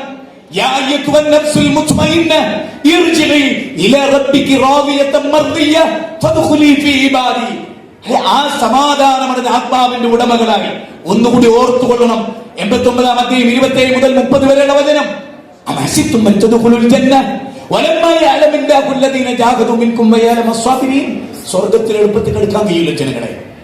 ത്യാഗമില്ലാതെ, കർമ്മമില്ലാതെ, പ്രവർത്തനമില്ലാതെ നമുക്ക് എത്താൻ പറ്റില്ല. ഞാൻ പറഞ്ഞ പോയിന്റുകൾ പറഞ്ഞ് അവസാനിപ്പിക്കുന്നു. നമ്മുടെ ഓരോ ദിവസവും നമ്മൾ ഇന്ന് രാത്രി ചെന്നിട്ട് ഇനി അങ്ങോട്ട് എന്റെ ജീവിതം എന്താകണം? 2026 പിറക്കുമ്പോൾ ചെയ്തൊരു കുത്തുബയുടെ ഒരു കണ്ടന്റ് ഞാൻ ഓർക്കുകയാണ്. ഈ 25 നമ്മൾ ചെയ്ത തെറ്റുകൾ നമ്മളൊന്ന് എഴുതുക, ചെയ്ത പുണ്യങ്ങളും എഴുതുക. എന്നിട്ട് 26 പറഞ്ഞത് മുതൽ ആ തെറ്റുണ്ടല്ലോ, ആ തെറ്റിങ്ങനെ കുറഞ്ഞു വരുന്നോന്ന് നോക്കുക. പുണ്യം കൂടി വരുന്നോന്ന് നോക്കുക. അതാണ് നമ്മുടെ ജീവിതത്തിൽ നമുക്ക് നോക്കാനുള്ള ഒരു കാര്യം. നമ്മുടെ കർമ്മപദം എത്ര ഉജ്ജ്വലമാണ്, എത്ര ചിന്തോദ്ദീപകമാണ്. അതിൽ ഏറ്റവും പ്രധാനമായ 3 പോയിന്റ് പറഞ്ഞ് അവസാനിപ്പിക്കണം. ഒന്ന്, വദുകുർന മാ യുത്ലാ ഫീ ബുയൂതികുന്ന മിൻ ആയാത്തില്ലാഹി വൽ ഹിക്മ. നമ്മുടെ ഭവനത്തിൽ വെച്ച്, നമ്മുടെ വീട്ടിൽ വെച്ച് നമ്മൾ ഖുർആനും സുന്നത്തും പാരായണം ചെയ്യുന്നുണ്ടോ എന്ന് നോക്കുക. അത് ഹൃദയത്തിൽ ഉൾക്കൊള്ളുമ്പോഴേ നമുക്ക് തൗഹീദ് ഉണ്ടാവും. ഞാൻ നേരത്തെ പറഞ്ഞല്ലോ, ഉമ്മു സുലൈം അബൂ തലത്ത് അൽ അൻസാരി കല്യാണം കഴിക്കാൻ വരുമ്പോൾ പോലും അവർ പറയുന്നത് എന്താണ്? നിങ്ങൾക്ക് തൗഹീദ് ഇല്ല, നിങ്ങളൊരു മരത്തെ ആരാധിക്കുന്നു, അതിന്റെ പാതി മരക്കഷ്ണം അടുപ്പിലിട്ട് കത്തിച്ചു കളയും. അപ്പൊ വിറകാണോ മുന്തിയത്, തീയാണോ മുന്തിയത്? വിറകിനെ കരിക്കാൻ തീക്ക് കഴിയുമെങ്കിൽ തീയെ കരിക്കാൻ വിറകിന് കഴിയില്ലല്ലോ. വിറക് തീ കരിക്കുമെന്നല്ല, അപ്പൊ തീയാണ് മുന്തി നിൽക്കുന്നത്. നിങ്ങളുടെ ദൈവത്തെക്കാൾ വലുത് തീയാണ് എന്നൊരു മെസ്സേജ് ഉമ്മു സുലൈം അബൂ തലത്ത് അൽ അൻസാരിയോട് പറയുകയാണ്. ഇതൊരു ദൈവത്താണ്. സ്ത്രീകൾക്ക് കല്യാണ വീട്ടിൽ ദൈവത്തെടുത്താം, സ്കൂളിൽ ദൈവത്തെടുത്താം, മരണ വീട്ടിൽ ദൈവത്തെടുത്താം, നിങ്ങളുടെ കൂട്ടുകാരികളോട് ദൈവത്ത് പറയാം. ഇപ്പൊ സ്കൂൾ ഗ്രൂപ്പൊക്കെ ഉണ്ടാക്കുന്ന ഒരു ഘട്ടമായിരുന്നു. ആ സ്കൂൾ ഗ്രൂപ്പിൽ നിങ്ങൾക്ക് പറയാം. എന്നിട്ട് ഉമ്മു സുലൈം പറഞ്ഞ അനുസരിച്ചാണ് അദ്ദേഹം ചിന്തിക്കുന്നത്. എന്നിട്ട് പൂജാമുറിയിൽ പോവും, ആ ബിംബത്തെടുത്ത് പുറത്തിടും, വീണ്ടും ബിംബം കൊണ്ടുവരും, വീണ്ടും പുറത്തിടും. അങ്ങനെ മനസ്സിനെ പഠിപ്പിച്ചിട്ട് തൗഹീദിലെത്തിയതാണ് അബൂ തലത്ത് അൽ അൻസാരി. പിന്നെ ജീവിതം മുഴുവൻ കർമ്മനിരതമായിരുന്നു. ബൈറുവാ തോട്ടം ദാനം ചെയ്തു. 83 കുത്താണ് ഉഹുദ് യുദ്ധത്തിൽ അദ്ദേഹത്തിന്റെ ശരീരത്തിലേക്ക് വാങ്ങി. നബീനെ തൊടാൻ ഞാൻ ഒരാൾക്ക് കൊടുക്കൂല എന്നാണ് അബൂ തലത്ത് അൽ അൻസാരി പറഞ്ഞു. അബൂ തലത്ത് അൽ അൻസാരിയുടെ ഇസ്ലാം സ്വീകരണം മഹറായി നിശ്ചയിച്ച ഉമ്മു സുലൈമിനെ പോലെയാകണം നമ്മുടെ സ്ത്രീകൾ. നിങ്ങൾ നോക്കേ, ആ ഞാൻ പറഞ്ഞല്ലോ 3 സംഭവങ്ങളിൽ ഒന്നാകാൻ. അതായത് 33 അധ്യായം 36 വചനല്ലേ, വമാ കാന ലിമുഅ്മിനിൻ വലാ മുഅ്മിനത്തിൻ ഇദാ ഖദല്ലാഹു റസൂലുഹു അംറാൻ. ആ ആയത്ത് ഓതുന്നുണ്ട് ഒരു മകള്. കാരണം അവരെ കാണാൻ ഒരു പയ്യൻ വരികയാണ്. ഒരു അട്രാക്ഷനും ഇല്ലാത്ത ജുലൈബീബ് വരികയാണ്. ജുലൈബീബിന് പെണ്ണെട്ടിച്ചു കൊടുക്കുകയും മോളെ കെട്ടിച്ചു കൊടുക്കണം നബി പറഞ്ഞേച്ചതാ. പക്ഷെ ഉമ്മയും ബാപ്പയും തയ്യാറായില്ല. അപ്പൊ ഈ മോള് പറയാണ്, വമാ കാന ലിമുഅ്മിനിൻ വലാ മുഅ്മിനത്തിൻ ഇദാ ഖദല്ലാഹു റസൂലുഹു അംറാ. അള്ളാഹു റസൂൽ ഇഷ്ടപ്പെട്ട ഒരു കാര്യത്തിനെതിരെ ഞാൻ നിൽക്കില്ല. അള്ളാഹിന്റെ റസൂലാണ് ജുലൈബീബിനെ തെരഞ്ഞെടുത്തത്, അതുകൊണ്ട് എനിക്കത് മതി. അപ്പൊ അള്ളാഹു റസൂലും തെരഞ്ഞെടുത്തത് സ്വീകരിക്കാനും അതിനനുസരിച്ച് ജീവിതത്തെ ചിട്ടപ്പെടുത്താനും. ഇതേ നോക്കിയ എല്ലാവരും ഏത് നിമിഷവും മരിക്കുമ്പോ മുസ്ലിങ്ങളായിട്ടല്ലാതെ നമ്മൾ മരിക്കരുത്. ആയത്തുകൾ ഓതി കേൾപ്പിക്കുമ്പോൾ നമുക്ക് ഈമാൻ ഉണ്ടാവുക. അതുകൊണ്ട് നമ്മൾ കൂടുതൽ പഠിക്കുകയും അള്ളാനെ കണ്ടുമുട്ടുന്നതിന് ഒരിക്കലും, അതായത് അള്ളാനെ കണ്ടുമുട്ടുന്നതിനെ വെറുക്കുക. അള്ളാന്റെ മുമ്പിൽ പോയി നിൽക്കണമെന്ന് വിചാരിക്കുന്നവർ ദേഹേച്ഛയെ കൺട്രോൾ ചെയ്തോട്ടെ. ഒന്നുകൂടി ഞാൻ പറയുന്നു, ഓരോ ദിവസവും എന്തൊക്കെ കർമ്മങ്ങൾ ചെയ്തു എന്ന് കൃത്യമായി ഒരു സദഖ, ഒരു ദാനധർമ്മം, ഒരു പുഞ്ചിരി, ഒരു പാവപ്പെട്ടവനെ സഹായിക്കുക, ഒരു മെസ്സേജ് ഫോർവേഡ് ചെയ്യുക, ഒരു പ്രോഗ്രാമിലേക്ക് ഒരാളെ വിളിക്കുക, ഒരാളെ വിളിച്ച് കാര്യം ഏൽപ്പിക്കുക, അവിടെയൊക്കെ ഭംഗിയായി നടക്കുന്ന ഉറപ്പ് വരുത്തുക. വീട്ടിൽ മക്കൾ നിസ്കരിക്കുന്നുണ്ട്, ഭാര്യ നല്ല ഡ്രസ്സ് ധരിക്കുന്നുണ്ട്, അവളോടുള്ള കടപ്പാട് നിർവഹിക്കുന്നുണ്ട്, മാതാപിതാക്കൾക്ക് ഞാൻ തണലാണ്. അങ്ങനെ നാടിന് മുഴുവനും ആ വചനം ഇങ്ങനെയാണ്, അതിൽ പറയുന്നത് അറിയോ, ആഴമേറിയ വേരുണ്ട് അയാൾക്ക് എന്ന് പറഞ്ഞാൽ അയാൾക്ക് തൗഹീദുണ്ട്.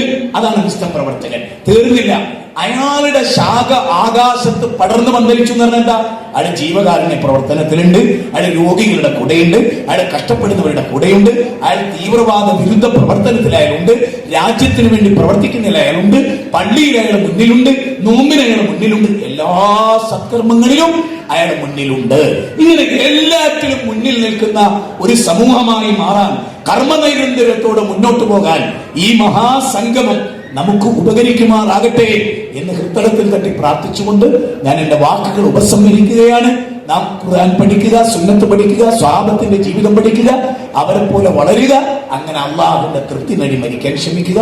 അള്ളാഹു നമുക്ക് തൗഫീഖ് ചെയ്യട്ടെ. റബ്ബനാ തഖബ്ബൽ മിന്നാ ഇന്നക അൻത സമീഉൽ അലീം വതുബ് അലൈനാ ഇന്നക അൻത തവ്വാബുർ റഹീം. റബ്ബനാ ഇഗ്ഫിർ ലനാ വലിഇഖ്വാനിന الذين سبقونا بالإيمان ولا تجعل في قلوبنا غلا للذين آمنوا ربنا إنك رؤوف رحيم. ربنا آتنا في الدنيا حسنة وفي الآخرة حسنة وقنا عذاب النار. وصلى الله وسلم على نبينا محمد وآله وصحبه أجمعين والحمد لله رب العالمين. السلام عليكم.